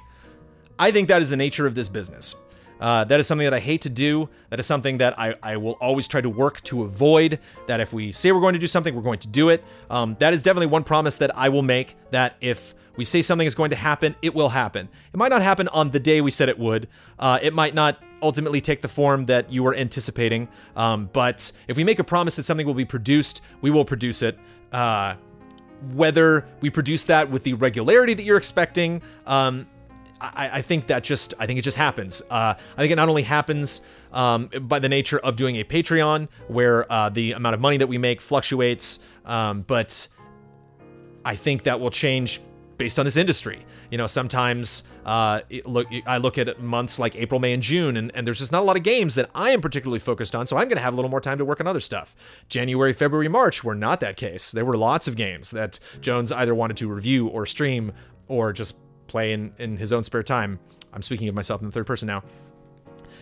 And so, yeah, Brandon, I think we have. I wouldn't say one too many projects, but I think it's almost impossible to project ahead of time and really accurately know how much you're going to enjoy working on a project, how much time you're going to have to work on it, and how the life of that project will work out. I think that stuff has to be organic. It has to evolve with us as we move forward. And so if we unfortunately have to cancel a show, if we unfortunately have to, before something comes out, change its launch schedule, and push something else down the road in favor of something else coming up that we think is more important. I was extremely uncomfortable about that when we started Easy Allies, but now that we're in year 2, I have grown more comfortable with it. I have accepted it as just a reality of the business, and every day, if that happens, is not a fail, but is an opportunity to work around it and to further clarify ourselves to our community. Fire safety is checking the budget. Did I hear right that even if you sold out the venue, you'd still lose money on the project? Referring to Easy Allies in Concert. Don't get me wrong, I love seeing you guys do unique things, but would that money be better served towards goals like a real studio or other things? Yeah, I mean, we're spending money on everything. And so we actually spent much less money on Easy Allies in Concert than I had expected. One of those reasons, and thank you to everybody who came out, was because a lot of you, when you got to the event, still spent money at the event, which is amazing. So everybody that bought food, everybody that bought drinks, all of that went toward the money that we were supposed to pay for the venue. So when I got the final price tag at the end of the day, it was much less than I had anticipated. And we were able to take a lot of those funds from that concert that we thought we were going to spend, that we didn't end up spending, and put those into equipment and put those into investing in other things later on in this year. So, when I say losing money, I'm just trying to be transparent. I'm just trying to make you understand where we're coming from when we're planning things and what that takes out of our pocket, you know, to produce those things. But at the same time, I didn't mean to sound like down in the dumps, like, well, we're just going to lose money on this thing. We would gladly lose money on that. I think something like Easy Allies in Concert is important because, and I'm happy to spend a couple $1,000s on that because I think one of the things that could be detrimental to us in the future is for us to be labeled as people that do a specific thing and that's it. That, oh yeah, those Easy Allies, I know what they do, done. Like, they don't surprise me. If they're doing something coming up, I can expect exactly what that's going to be. It was really exciting doing something called Easy Allies in Concert and having our fans be like, what the hell is this thing going to be? And for us ourselves, not really knowing, you know, until we really sat down and started rehearsing and planning out the event, what it was going to be. And I think the anniversary is the perfect time to do that. We will be doing a couple more things this year that we have never done before, but there's just something about an anniversary. There's just something about, you know, looking back and seeing that you've been in operation for a full year, looking ahead at your prospects for another year of doing that same thing, and recognizing that let's do something weird. Let's do something that is not like us. I'm not talking about, like, you know, super weird, like outside of games or outside of stuff that I feel naturally comes out of our talents or our desires and things that we want to share with our community. But I will happily spend the same amount of money, if not more, on an anniversary event so that we can celebrate and that we can, you know, bring some attention to the fact that here we are Easy Allies, we are doing something crazy, we are a year old. Celebrate with us, at least for this day.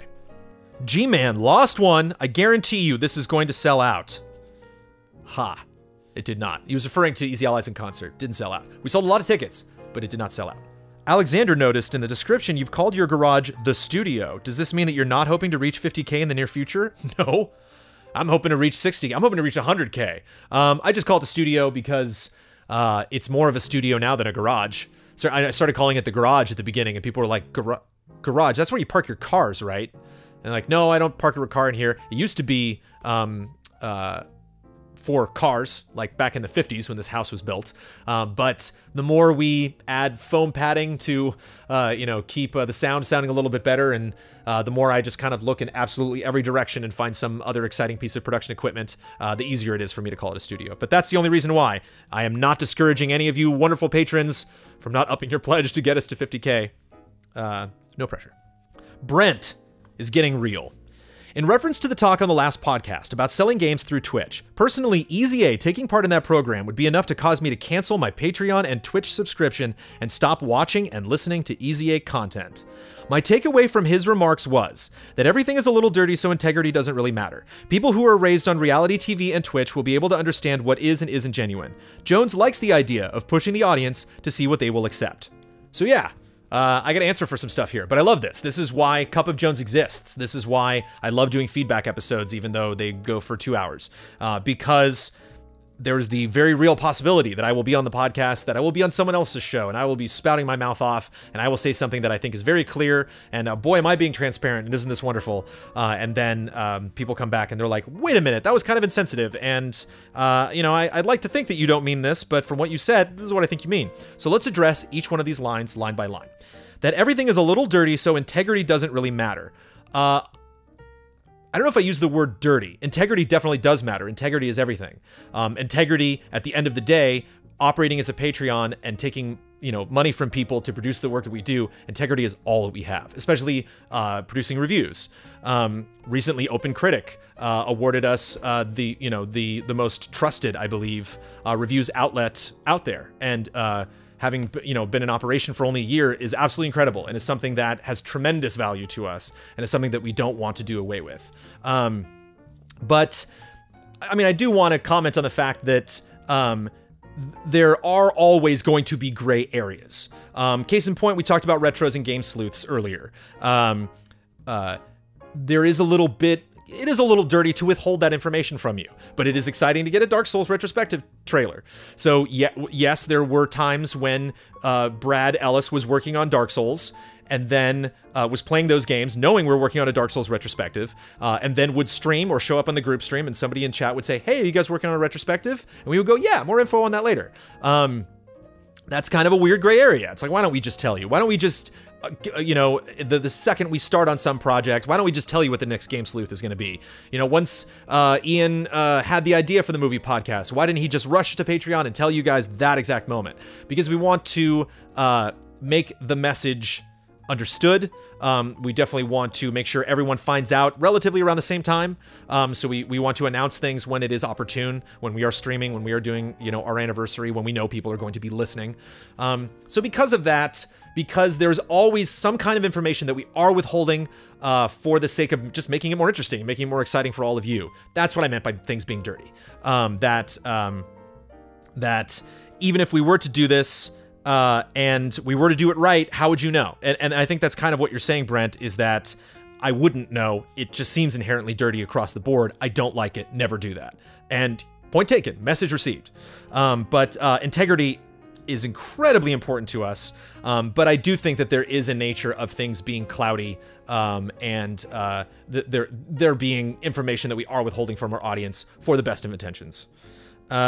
People who are raised on reality TV and Twitch will be able to understand what is and isn't genuine. I don't think that's necessarily a fact. I don't think that everybody who watches TV and Twitch will be able to do that. I don't think that you can then necessarily do whatever you want because they'll figure it out later. But I tried to say that to put more trust, to put more stock, to put more faith in the viewer, to see what we're doing and to understand what we're doing.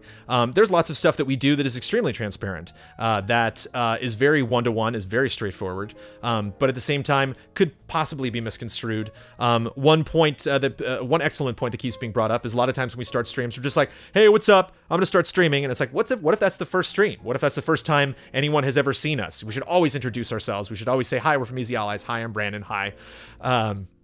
Just in case, because you never know if the person watching is going to be a person who's watched you diligently 100 times before, or if that's the first time you're going to be introducing yourself to someone. So while I don't necessarily think that is a false statement, I'll back down on that. That is insensitive, when I read it in that context, to assume they're like, oh, we can do whatever we want, and then they'll figure it out. I meant to say it just to say that you're smart. That if you're watching this, I think you're a smart person. And I think that ad companies, I think that people that typically try to sell you things, sell it to you in a way because they don't think you're smart. Because they're like, oh, I'm gonna have to, the Star Wars Celebration is going on right now, and I'm seeing a lot of people, you see some people take the stage and like, okay, that guy's a Star Wars fan, that person knows what they're talking about, that person doesn't, that person is talking down to the audience. And so I don't want to talk down to people. I want to assume that people are intelligent, I want to assume that people are hungry for information, and so that's where I want it to come from. I didn't want it to come off that way, and if it did, that's horrible. But that was kind of my reasoning behind saying that. Finally, Jones likes the idea of pushing the audience to see what they will accept. Again, saying push is an aggressive term. I don't want to go into each one of our allies and like, hey, push you. But I think of all of the things that you've said, this is one that I'm not really going to do any backpedal on. I do want to see what our audience is capable of, because this is a fascinating thing that we have going on, that we are producing content and that we have several avenues for you to ask me questions on Cup of Jones, ask questions on our Q&A, ask questions on Frame Trap, ask questions on the podcast, to give you multiple opportunities to be like, hey, Easy Allies, that bad. And we're like, oh, we didn't know that. Like from our perspective, that didn't seem to be bad. That seemed like something that would make sense. But because we have this back and forth, because we have such an immediate reaction from people, and because we can try something and then find out, okay, that didn't work. Back when I was at Game Trailers, if something didn't work, it didn't work because it didn't get numbers. That was it. I mean, like, if something didn't earn, it was gone. Or we were only doing it because it just, you know, Toy Box Tuesday was just important to me, so that's why I'm doing it. I'm not doing it to, you know, because it's just like a huge earner for us. And so now we find ourselves, you know, beholden to our patrons. And I think, you know, our number one priority each and every day is to make, you know, the people happy that have been supporting us so incredibly, you know. And so I am curious to not, like, push that audience and see, you know, bend them and see when they break, but to try things knowing that if it doesn't work, we will hear from people. That if something that we produce does not have a place in Easy Allies, does not belong in Easy Allies, that we will hear from people, that we will be honest with you, and we will stop doing that, or we will change it, or we will grow. Not just us, not just you, but all of us collectively together will grow and get better at this. And so that's kind of, you know, to see what they will accept. To me, is that growth, is that learning process. You know, us learning what we're capable of producing, us learning what our audience likes, and you learning what you like as well. You know, there's a chance that we could get into the Nintendo podcast, that we could get into our film podcast, that we could get into the 100th episode of Tabletop Escapades, and people are like, I'm done with this now. And we go, oh, okay. The 100th episode of the Tabletop Escapades was what they will not accept.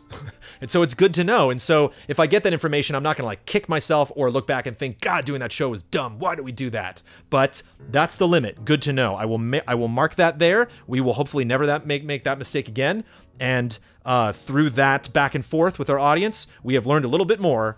And isn't learning stuff great? And aren't we all going to be better for it? So to clarify, Brent, I hope I have given you more information, and I hope you see me in a better light than you did before, and we do not have any plans to follow that Twitch subscription thing, so no worries about that. KC making accusations. That's right, use that Patreon money to remodel your garage. You should add a room to your house while the work's getting done. I joke.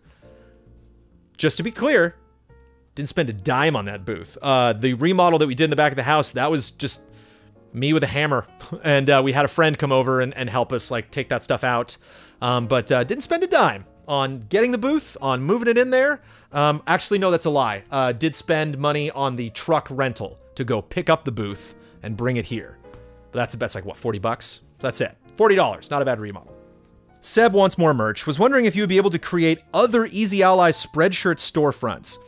Right now, Ian has been in the most direct contact with Spreadshirt, so if you have merch questions, you can address them specifically. Maybe, you know, write that to send us a message on Patreon, and then Ben, who reads those comments, will transfer that over to Ian. Or if Ian likes to make his email address known, email Ian directly. We are in year 2 currently evaluating what we're going to be doing with merch. If we are going to be using Spreadshirt moving forward, if we're going to take advantage of other ways to use Spreadshirt. We ended up buying all of the special shirts that we had for our 1-year anniversary, the Easy Allies in Concert, ahead of time, which is something we had never done before because we weren't sure how many t-shirts should we buy, what types of t-shirts, what company should we work with, and so all of that is a learning process. And so if you have specific concerns like that, address them. But know that we might do something like that. We might not this year because we're still kind of weighing our options with how we should do merch moving forward and how we can grow the concept. And I think more than anything, have good merch, have good quality merch that doesn't wash away or have mugs that don't like get smeared and stuff. So more info on that soon. Kuko has high hopes. Do you think Easy A is credible enough this year to become one of the judges at the Game Awards? If so, would you be interested if given the opportunity? I would be very interested, Mr. Keeley. Heck yeah, I would want to be a judge at the Game Awards. That was a tremendous honor. I was a judge for 1 year for the first year of the Game Awards in existence because I was the editor-in-chief of Game Trailers. Game Trailers, the outlet, was asked to become a judge. We are being accepted into more things this year than we had last year, and so maybe that is possibly in our future. I can't make predictions because I'm not the person who makes those decisions, but I can say that, yeah, I want to be a judge. I want to be all the judges. If you're judging something, I want to join. Tony wants to hear from the devs. Will you guys try to do interviews with devs at shows? Nothing huge, just like 5 minutes or so talks about upcoming projects. I think it could add a bunch to E3 for the allies to boost patrons. There's 2 issues there. One, we stopped doing a lot of interview stuff at game trailers because the numbers, the viewership on interviews would plummet. And I think that kind of happened while the rise of popularity of us putting more of ourselves on camera increased. That people were more interested in what we had to say than for us to just put a microphone in front of somebody and have them say the company line and have you realize, you know, every single interview that I saw about No Man's Sky was the exact same thing. So that you might get more oomph out of hearing Ben Moore talk about No Man's Sky than us to put, you know, the devs on camera and have them talk about it. Sean Murray, why can't I think of Sean Murray's name? So there's that. So I think it was just practice, us getting out of the whole interview game. The other thing that you have to keep in mind is if we do interviews and we put them on camera, that's another person. That's another person that we have to schedule. That's another person that we have to pay. That's another person that has to bring equipment. It's tricky to know what the good interviews are going to be. You know, a lot of times we'll schedule an interview and it is okay. It's not as exciting as we thought it would be. A lot of times we'll get requests to be involved in some kind of gaming event and we'll just look at it long and hard and be like, I can't tell if this is going to be interesting or not. And so the safest thing to do is for us to just go, attend, absorb, and then if it's really amazing, we'll do a separate video on it. If it's, you know, whatever, then we'll just kind of lump that into general event coverage or just bring it up on FrameTrap or something. And so when you bring the camera and you bring the lights and you sit the person down and you do that, to me, sometimes it can kind of take away from the overall experience. Like take a preview event, for example. There's always that time when they walk around and they tell people, oh, would you like to be, you know, do interviews now? And it is kind of freeing to be like, no, I would like to play 15 more minutes of Horizon Zero Dawn to better understand this game and then to communicate that more, as opposed to like, no, we got to do the interviews because that'll increase our relationships with that company and give these people exposure that worked really hard on these games. I mean, that's great. And that's something that I, you know, don't want to discourage, and anybody else does interviews. I'm not saying that those are bad.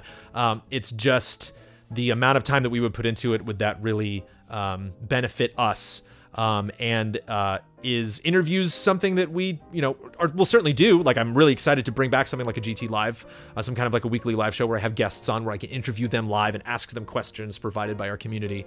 But do I regret going to something like a GDC or an E3 and coming out with not a lot of interviews, but still a lot of exposure? And keep in mind, we'll still talk to people. So while we don't actually have proof of an interview in an explicit word-by-word written form, or we don't have that person on camera, you know, telling you directly their opinions about the game that they've developed, doesn't mean we didn't have a conversation. It doesn't mean we didn't, you know, pick up lots of interesting factoids from devs as we go. But I think over time, I've come to appreciate those conversations more. I think a lot of times if I kind of grab a random person in the dev team and throw a question at them, I can get a more honest answer. Like we can kind of get that person more comfortable and we can get more interesting, you know, tidbits out of them than like, okay, you sit there, I sit here, lights. Okay, then we're going and practice. Okay, now and then do the microphone. It can be a little stuffy. But I don't see a lot of people asking for interviews. So noted. Thank you, Tony.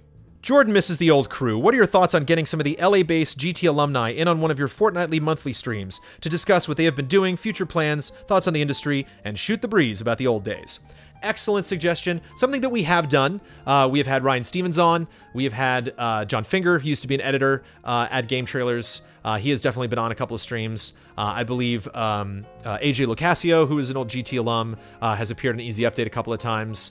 Chris Wynn, who is a infamous member of the editorial staff over editorial, meaning the writers, not the editors, over at Game Trailers. But if that is something that you'd like to see, that's something that we can focus on more. One thing that is difficult is some of the people that have left Game Trailers and gone on to other jobs actually can't.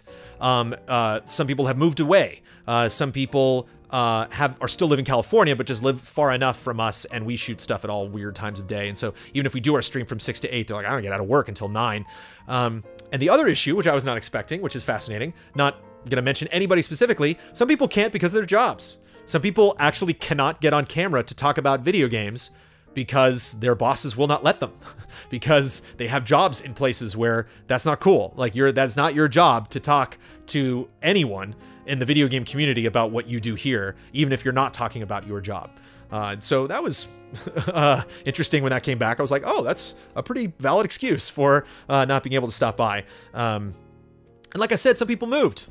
A lot of people moved. A lot of people moved out of state. It made me sad. But point taken. We'll try to make that happen more if we can. Christoph chiming in at long last with a theme park question. What do you think Universal will do with Nintendo in Orlando? I have seen they are working on the Nintendo Land, but that's pretty much it. What are your dreams for it? I mean, my dreams with theme parks are always context. I hate it when there's like the ride, and that ride was clearly a whole different creative crew that just did that thing. There's the food, that's like a whole separate crew. There's the performers that do their shows, that's like a whole separate thing. And so I'm the nerd that goes on Star Tours and is like, what Death Star is this exactly? Like, where's Luke? If we blew up this Death Star, then where's Luke? Clearly, this is not the Death Star 2 that from Return of the Jedi, because as it is not still being constructed, it has been constructed. When we turn away and there's the explosion behind us, I don't feel like we have enough time flying away from the Death Star for that to blow up. When the proton torpedoes go into the exhaust port, I noticed that there is an explosion, and the pilot says that is a direct hit, but if you clearly reference Episode 4, you can see that if there is an explosion on the surface, that means that the proton torpedoes have impacted on the surface and have not gone into the trench, they have not gone into the exhaust port, and then therefore will not be traveling to the center of the planet. So while that special effects guy thought it was a really cool thing to add that explosion onto Star Tours, it actually goes against what we have already learned in the I mean, I could go on and on and on. So like, these are issues that I have with theme park construction. And that excite me about something like a Star Wars Land at Disneyland or like Cars Land. The thing that's great about Cars Land is everything makes sense. Everything that they built to be a part of the larger structure. And the problem with, you know, running a Universal Studios for so long, or running a Disneyland or Knott's or Six Flags, is you have to shut down rides and open up new rides. And so you have to have this new attraction appear in a place where it might be a bad place. Like, I'm sure you got the Star Tours ride on one side of Disneyland and Tomorrowland, and you're going to have other Star Wars rides on the other side of the park. And so I'm sure they would have loved to put Star Wars Land right next to Star Tours. There's just no space for it. And so if you're building something from the ground up, if you're literally building a land where we're building new restaurants, we're building new places for people to meet characters, we're building new just fun interactive things that you can do while you're walking around, we're building new queue lines for rides, we're building the rides themselves, we're building just the general environment that you're looking at. I want it all to be cohesive. I want to tell that, like, I want to get off that ride and turn around and be like, I get it. I get what that ride means, and I get why that ride exists. What do I think they're going to do? Not that. I think, yeah. I mean, I love Universal, and the Harry Potter stuff that they've added has really been incredible, but everything outside of Harry Potter that Universal's added lately, as I've felt, has kind of been not simple. I mean, the technology that they have on rides now is incredible, but just doesn't necessarily have the same togetherness that other theme parks can have. Caesar is keeping us up to date. Have you thought about updating your Patreon introduction video? I love it and get all the vibes watching it, but a year after the closing, it feels dated. I just think newcomers could not get you dying a little bit, and the relevance to the need of talking about Fable Legends getting canceled. So yeah, I don't know how that works on Patreon. I guess, yeah, if you go to patreon.com/easyallies and you are not a patron of ours, there is that video that queues up, and especially it's our trailer of sorts, the video that queues up if you are not subscribed to youtube.com/easyallies. There is a script for the video that you speak of, the replacement of that video, and when I have free time, I will voice it and I will cut that video. But yeah, we have sought to replace that, basically Allies Assemble, our initial me on the phone, calling blood and jacuzzi and all of that. We are going to replace that. We have plans to. We have already written the script for the video that will replace it. Just haven't gotten around to it, but thank you for keeping us up to date. Daniel is tracking the money. Do you get an EZA bank account to buy games and stuff, or does EZA use your credit card?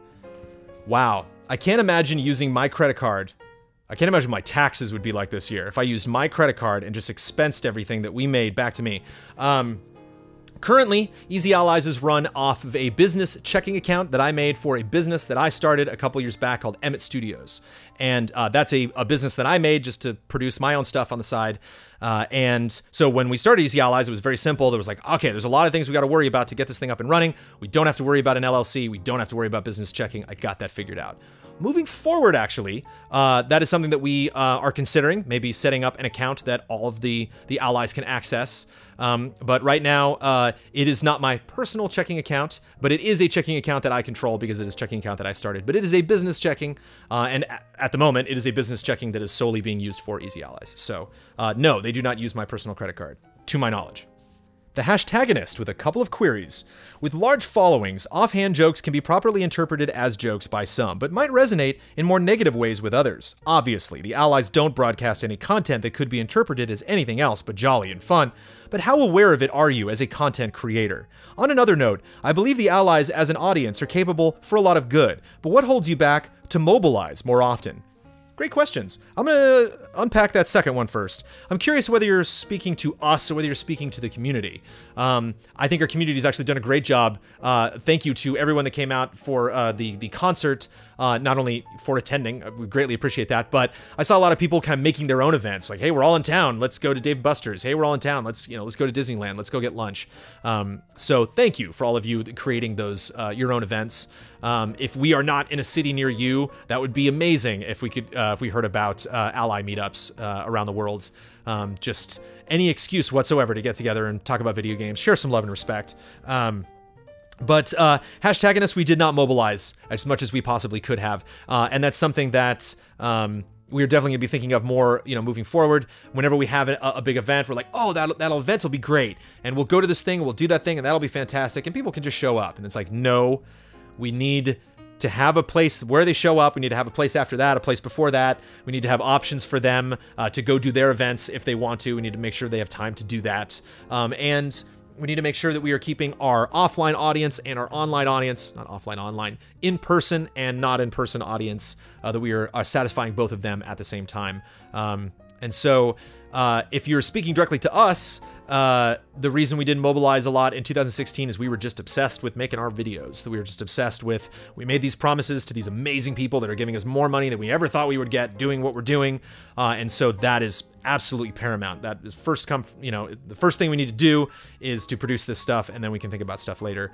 And what's interesting, comparatively from the beginning of Easy Allies to now starting year 2, when Easy Allies first started, I was freaking out about that, about being able to produce the podcast weekly, being able to do Cup of Jones weekly, which I soon found out I couldn't, and producing these other things that we said that we were going to do.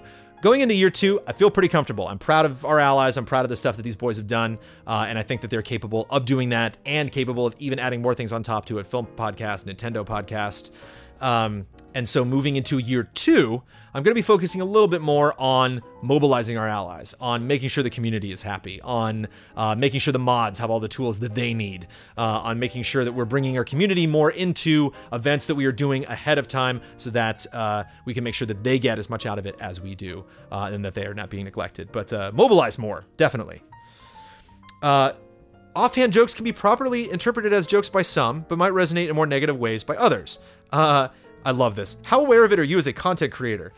Super aware. I mean, that's the big fear. Case in point, I just answered a question of a response that I thought was very straightforward, and I thought was kind of speaking to the community and addressing some of the concerns that they had. One of our lovely allies brought up, that sounded pretty awful what you just said, point by point by point.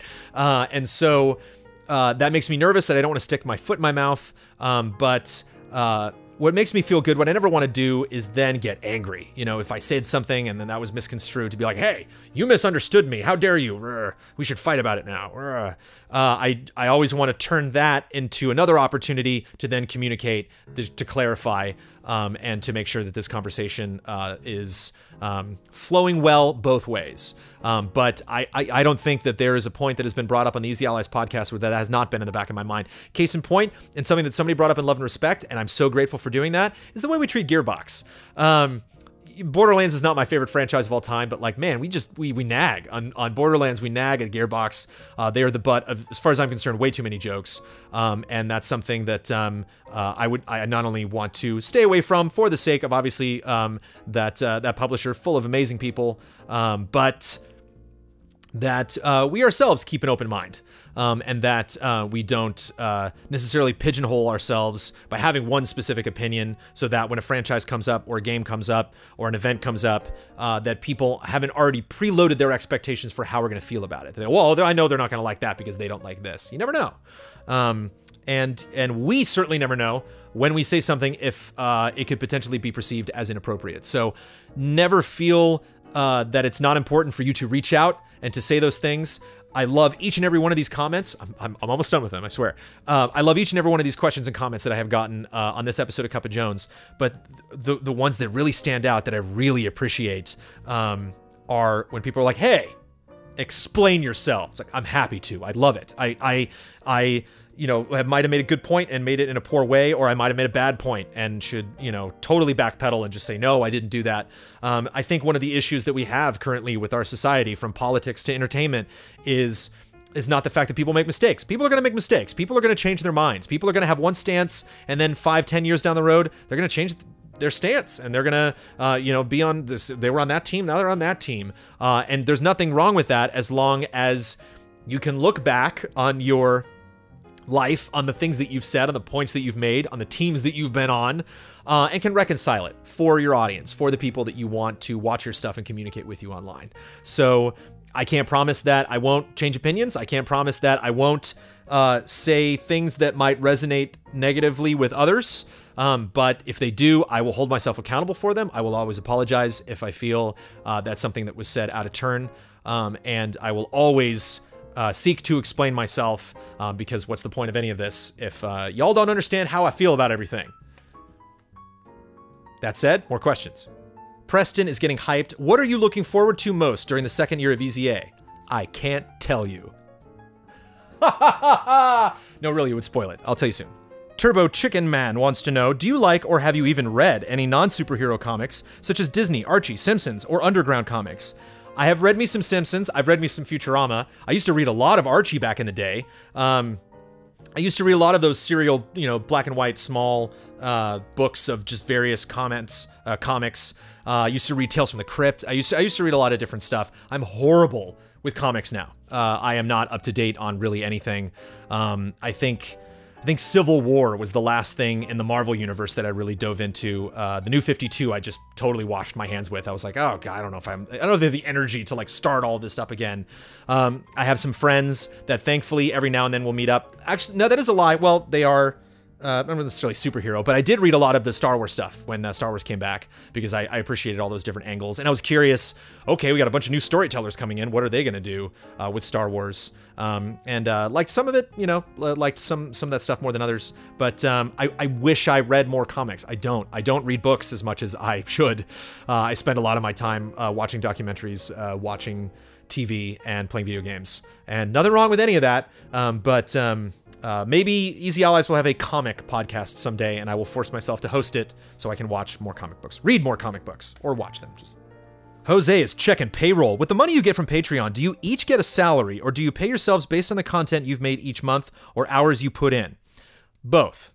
The majority of us, more than half, get the same amount. And that is literally just a split. We literally just take the money that we came in, separate money that is budgeted for things like Easy Allies in concert, E3 coverage, travel, you know, things that we know are coming up, that we, you know, equipment expenses that we know are coming up, that we're like, we're gonna need money for that, so we're gonna put that money aside, and then everything else gets divided up amongst all the allies. There are some allies that do, month by month, have more responsibilities, and so those allies do get a salary, but it is just another expense like equipment that we want to buy. So it's just a you know, a small sum of money that we put on top of the salary that everybody else gets.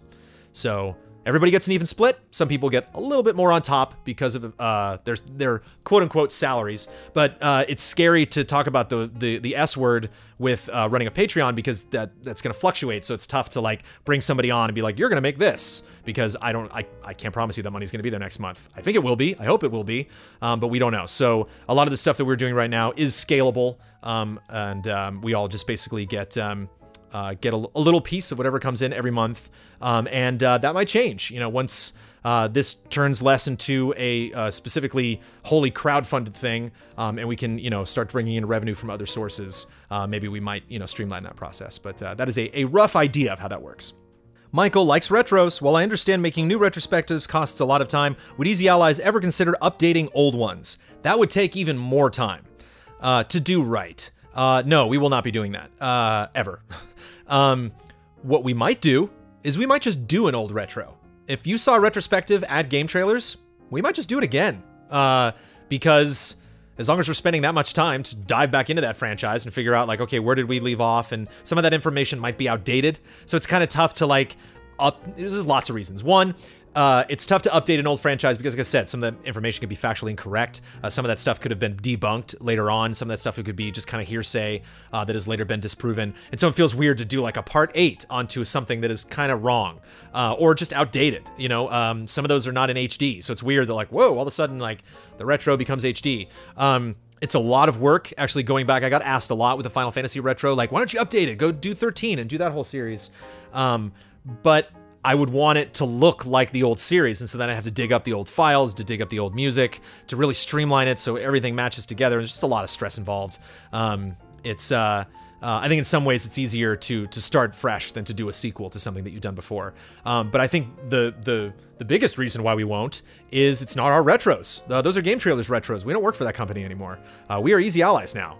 And so if we do something, I want it to be a new thing. And I want it to be something that'll live here at Easy Allies, that live on our channel, that you won't have to go somewhere else to find media that is owned by someone else, that they can just wake up one morning and decide, no, I don't want that on the internet anymore. And then you're, you know, out of luck because you're like, wait, where's part 1 through 8? And it's like, oh, well, we don't own that anymore. So technically it's messy. So if we're going to do a retro, start from scratch. Joven is curious, do you have a ritual before doing VO? And if so, how do you prep your voice before doing voiceover? Water is good. Water is very good. Tea is very good. Actually, because a lot of the stuff that I do is just kind of endurance based. I mean, just like this is kind of the same as like reading a retro or something. It's just me talking for 2 hours. You know, gotta have the water on there. Gotta hydrate.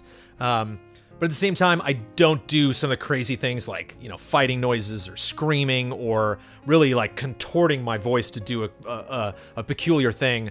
That's actually one thing that I've really admired about a lot of the voice actors that I've met are weird little tricks that they have of like things they'll do with their hands and moving their faces around to make their voices do separate things. And so I think when you get into the realm of voice acting, when you actually try to like create a character, maintain that character, bring life to that character, you start to search for more tools in your toolbox to make that happen.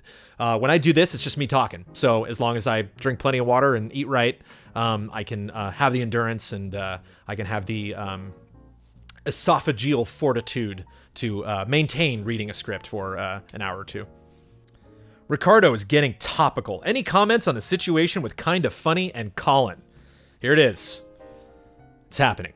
We're getting into it. I'm not going to get into it too much. I have to preface anything that I would say on Kinda Funny with the fact that I love all of those guys. It's hard to pick favorites. Greg is such a goofball, but I love Tim so much. Tim is just the best.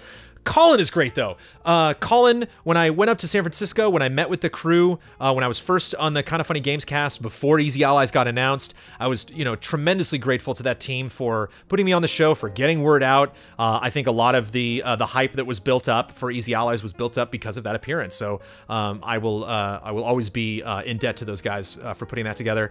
I was on a part of Kinda Funny Live 2, and during that process, I got to spend some time with Colin, and Colin was really, really nice to me. I remember when I came out on stage during Kinda Funny Live 2, I have yet to go and watch the archive, but I really tried to steer the conversation back to Kinda Funny and to the incredible, you know, show that they were putting on and all of the things that I liked about their team. And Colin just kept steering it back to Easy Allies. He kept bringing up, I really like your name, and it kept asking questions about, you know, what we were doing and how we were going to do it. And so Colin is a very smart guy. I can't you know, even begin to comment on what happened leading up to his departure. Obviously, the scheduling of that is curious because, you know, there was some, you know, a little squabble that went down between him and Greg, or possibly him and the rest of the team, and then he left. And so it's hard to not, draw a straight line between like, wait, that happened, then that happened. But if there's one thing that I've known from working in this business is that people can make up some pretty incredible things when they're not involved. There are some comments that I've read about the way Game Trailers was run, especially, moving from Viacom to Defy Media and then having Game Trailers be eventually shut down by Defy Media. The theories that people would come up with about like, why was it shut down by Defy? What power does Defy own buttons? I mean, there's so many, or does IGN own buttons? Like, and it makes sense because, when I stand outside of something that I don't necessarily have a lot of context on, or don't necessarily have the opportunity to write questions and get direct answers on, it's really easy to theorize and to think, well, on paper it makes sense and it seems to be this, but there's just no way to know. And so I guess there's a couple things. There's two things to talk about with everything that's happened with Colin and with Kinda Funny. And that's one, what the heck happened? None of us know. No way to know. So we can just kind of move past that point. And what does that necessarily say for the future of entities like us on Patreon? What's to stop Mike Huber or an Ian Hink or Kyle Bossman from taking off and doing their own Patreon? The answer is sadly nothing. That is the fear. That is the world that we live in. There's no certainty. There's no guarantees. It's life. I mean, it happens. People get different interests. And it was kind of like what I was saying earlier about Game Sleuth and retrospectives. And that's something that we're going to have to get used to with the life of Easy Allies, is that we might just wake up one day and decide we don't want to do that anymore. I can't see this ever happening, but I might just one day get tired of watching trailers, or I might just straight up not want to review games anymore. I could easily see myself getting to that point where I never not wanted to do the VO, because reading VO is a lot of fun and I like having my voice attached to all these amazing scripts that these guys write. But writing the scripts necessarily, I don't need to do that forever. And so I think people grow. I think people, especially in this really exciting age of building new brands and taking communities that we've built and moving them in directions that you might not have thought of, a week, a month, a year ago.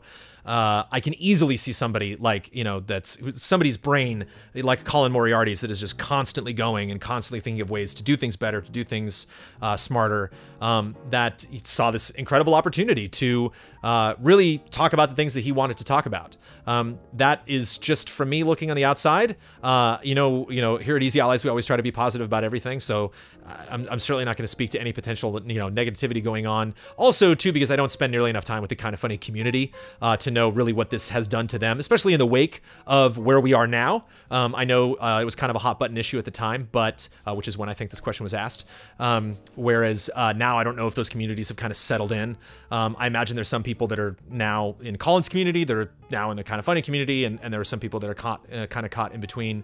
I think that this new fun crowdfunded thing that we've discovered on Kickstarter and GoFundMe and Patreon, to produce things that might not have otherwise seen the light of day, I think we need to understand and anticipate that will also come with some change, that'll also come with people, having one thing in their sights and then realizing, wait, no, I'm going to focus on something else. And as long as I don't make that my business, as long as every single month I'm not starting a new thing, but as long as I come to terms with myself and realize that I really belong doing something else, whether that's doing different content or not doing content at all, that I hope that if we have, a community that is loving, that is respectful, that they will understand that and support any of us or anybody really that goes on and does something else that they believe in. So more power to Colin. That being said, I have not watched anything that he has produced since he started his new thing. So if in his first video he was like, point number 1, Brandon's stupid, then I'm not down with that at all. Halundrian is looking ahead. It might be premature, but I was wondering if you guys had any communication plans ready regarding the studio once we're hitting very steady 45K every month, keeping Trailer Jones running. Won't that be great? We'll cross that bridge when we get to it. Keep in mind, it's sticking to that, and that's the tricky thing, is that we broke 40K in December, we broke 40K in January, we broke 40K in February, but we didn't stick to it until we finally hit our 1 year. And boy, was that exciting. Yeah, I'm kind of curious, and maybe I can open this question up to, to answer it on a further future Cup of Jones, but I don't know what we would talk about, because if we were to get an office, we would, get a studio space somewhere, and then just get it, and then, we certainly wouldn't tell you where we were looking and where that potentially would be. To bring up Kinda Funny Live 2 again, I love what they did. They just, oh yeah, by the way, we got an office. And it was so exciting for them to be like, oh cool, now you're just gonna do it. And then, yeah, we got this space, and then now we're gonna build stuff in the space, and maybe you can watch us do that. If we're like gonna construct something in the new office, it'd be fun to live stream that. You know, obviously we're gonna give you all tours of that space whenever that happens before we, you know, clog the whole thing up with all of our costumes and props and sets and everything. Leading up to it, do we want to talk about things? Well, oof, now you're getting into real estate, and that's iffy. I mean, like, you know, when Amanda and I, you know, bought this house, we went through all sorts of crazy hoops. There was another place we were sure we were gonna get, and then it didn't happen, and we were so frustrated, and then we got this place, and I'm so glad that first place didn't happen, because that first place sucks compared to this place. So, you never know until you're able to sign on the dotted line and know we got it. We're going to be paying rent at this place. We're going to be, you know, our Easy Allies is going to be living here, hopefully for the foreseeable future. I would be very nervous communicating those plans to our community, because all of that could fall through at a moment's notice, because that's just the nature of trying to find a place like that. So yeah, we might be a little shadowy, a little cloudy when it comes to specifically how that's going to go, how that's going to happen. But know that if we ever hit that 50K goal, we're not going to back down on that. We're not going to be like, actually, now that we have the 50K, we're going to do a Furby podcast. Like, no, that 50K will get us into that office. That is a goal that will be our absolute #1 priority. You know, even if we hit 46, we'll kind of look around the room and be like, okay, it's time to really, you know, get serious about this. But again, you can't get the office until you actually make a down payment, and you can't make a down payment until you get the money, and it's just why you look if you get the money. But just know, I guess I can say this. I have looked. I have actually, like, looked inside of offices. I was like, oh, this place is great. This would be perfect. Just to know, what place makes sense for all of the allies. You know, if we're going to pick some other place that all of us are going to drive to, let's hopefully put it in a place that is somewhat equidistant to where we all live. How is that neighborhood? Is it close enough to downtown Los Angeles so that people during E3 can leave like they did when we were in Beverly Hills at the Defy Media building and just, you know, travel down Wilshire and go to the office? Or are we going to be far enough, you know, like we are, like way over on the west side of Los Angeles, so it doesn't necessarily make sense for that to happen. So all of those things to consider. All of those things will definitely be thoughts in our heads. But as far as like, yeah, we're really narrowing down on something, that's the type of information you probably won't hear from us until one day you just pop open the EZA podcast and it's not here. It's someplace that hopefully doesn't look dumb. Randy is being rightfully cautious. I've noticed that some fans are creating fan art and shirts using your logo. Now, I've also noticed that some of the 9 retweet these things, so I'm guessing it's okay for you guys. I'm just hoping you realize that this would create a couple of problems. A, it tarnishes your brand. Some of the artwork is great, but you lose all control over your brand recognition, and what you put out there is EZA. B, some fans combine your logo with stuff they don't own the rights to, like Sonic or other video game properties. This could get the entire EZA brand in trouble. The line between a parody, which is mostly okay to print, and a ripoff is very, very thin.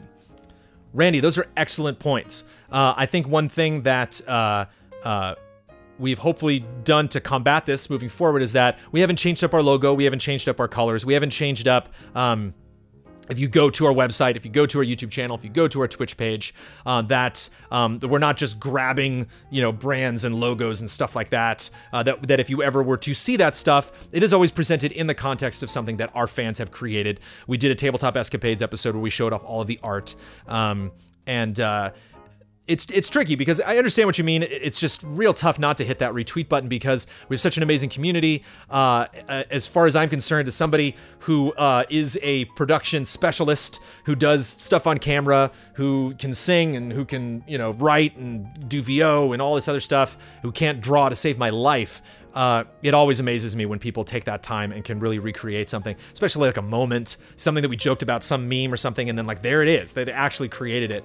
And so I want to get that in front of the eyeballs of other people in our community to showcase that one person, to say thank you for producing that work, and to make them involved, to make sure that, you know, if this is something that exists and is something that you might stumble upon, we'd like that you saw it through us so that we can all experience it at the same time so that our audience doesn't feel behind.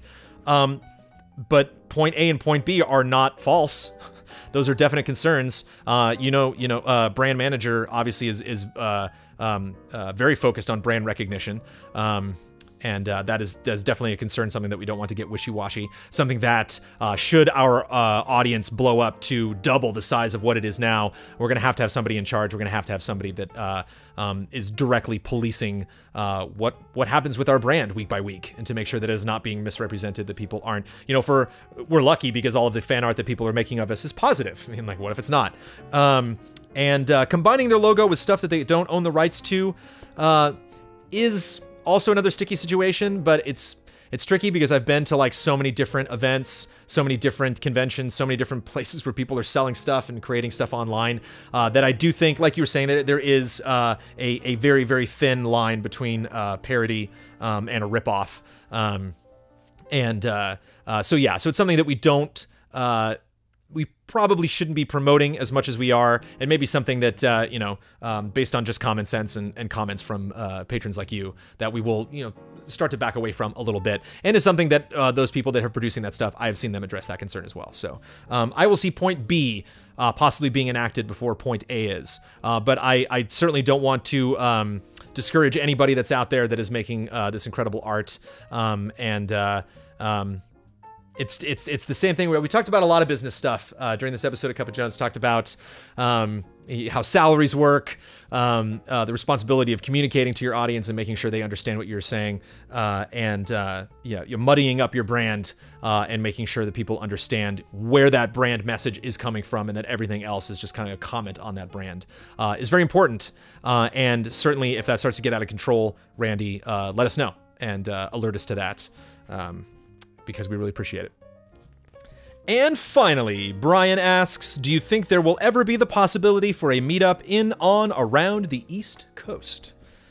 Yes, I have made this promise before to some of the allies and then backed out because we were focusing on spending money on other things, but I really, really want to go to PAX East. I went to school in Boston. I lived in that city for 4 years. I loved living in a city where it snowed. I loved living in a city where it was cold and it was rainy and there were squirrels running around, and it was windy. I was my dorm was on the corner of Boylston and Tremont, and it was like one of the windiest spots in the whole city. And it was fun because you would like turn the corner and like it would just suddenly be really windy. And so it was fun to like sit and just watch people like hit that corner and like just one after the other, like weren't expecting it. East Coast rules. And so PAX East is a goal for mine for this year. I think we've already missed it for this year, or maybe we didn't. I can't remember when PAX East is because I've never been. It's never been in my calendar. But that is something that I would like to do, whether I just send myself out to go do that or whether that is an initiative for Easy Allies. And one thing that is definitely a goal of mine, I'm not saying this based on any plans we have for 2017. I'm not saying this because it is something we can afford, because we can't. But something that I have been thinking about a lot is the concept of like a tour, the concept of like going somewhere just to meet fans, not being like, well, we're in Anaheim, come see us, or like, hey, we're going to PAX Australia, hey, we're in Australia, let's hang out. But actually like, because it's great that these events happen in these big cities, and that, if you live in a city that's not necessarily that city, maybe you're close enough that you can travel to that city. But, after possibly a couple years of operation of Easy Allies, really noticing those places like Canada that unfortunately have been neglected by the American video game community and potentially Easy Allies with all the fun meet and greets that we have planned. So, if we don't make it for some unforeseen reason to PAX East, if I don't get to Boston at the next one, then hopefully we will actually plan a specific event, Brian, to come to your hometown and hang out with you, because I would love to go back to the East Coast. East Coast rules. I live in California. It's hot here a lot, and so I really like going where it's a little bit cooler, depending on what time of year it is, and just going to another part of the world and meeting allies from there, and going to the restaurants that they like, going to the events that they're used to, learning about their life experiences. That's going to be one of the best parts about this thing existing for more than 1 year. There it is, 1 year in the books. Cup of Jones in the books. Like I said, I'm going to do an editorial right now that I will be posting later, and I'm going to do another episode very soon. There was a couple more things that we have picked up that we don't have yet, some pieces of equipment. Talked about them very briefly in the last Cup of Jones that I did, but I'll get into more detail about like what it is, how it works, why we have it, and how it has possibly improved our shooting. See, I'm talking about new lights and like I might be totally blown out because, like I said, nobody's behind the camera.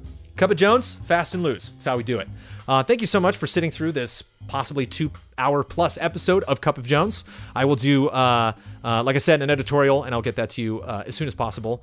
We got some more exciting stuff coming up. I'm going to get the community comments for March up before the end of April, so that at the beginning of April, you can get April comments up that first week of May for April, and then we can get on a reoccurring schedule that we can stick to for stuff like community comments, just ironing out each of our production schedules one at a time. So the job goes on. Lots of stuff to produce, lots of stuff to cut. And thank you so much for watching, and thank you very much for the questions. So regardless of what type of Cup of Jones episode you get, whether it's an editorial, whether it's a little more Easy Allies focused, updating you on stuff that we're doing here, or whether it's me answering feedback, always ask me questions, because that's where all of these questions were taken from the last 3 episodes of Cup of Jones. So I will always go back to look at every episode that I put up of Cup of Jones, and if you ask me a question, it is a valid question, and I will take it and I will answer it whenever I get back to a Q&A episode. I've talked a lot. I should probably stop talking. Cheers, everybody.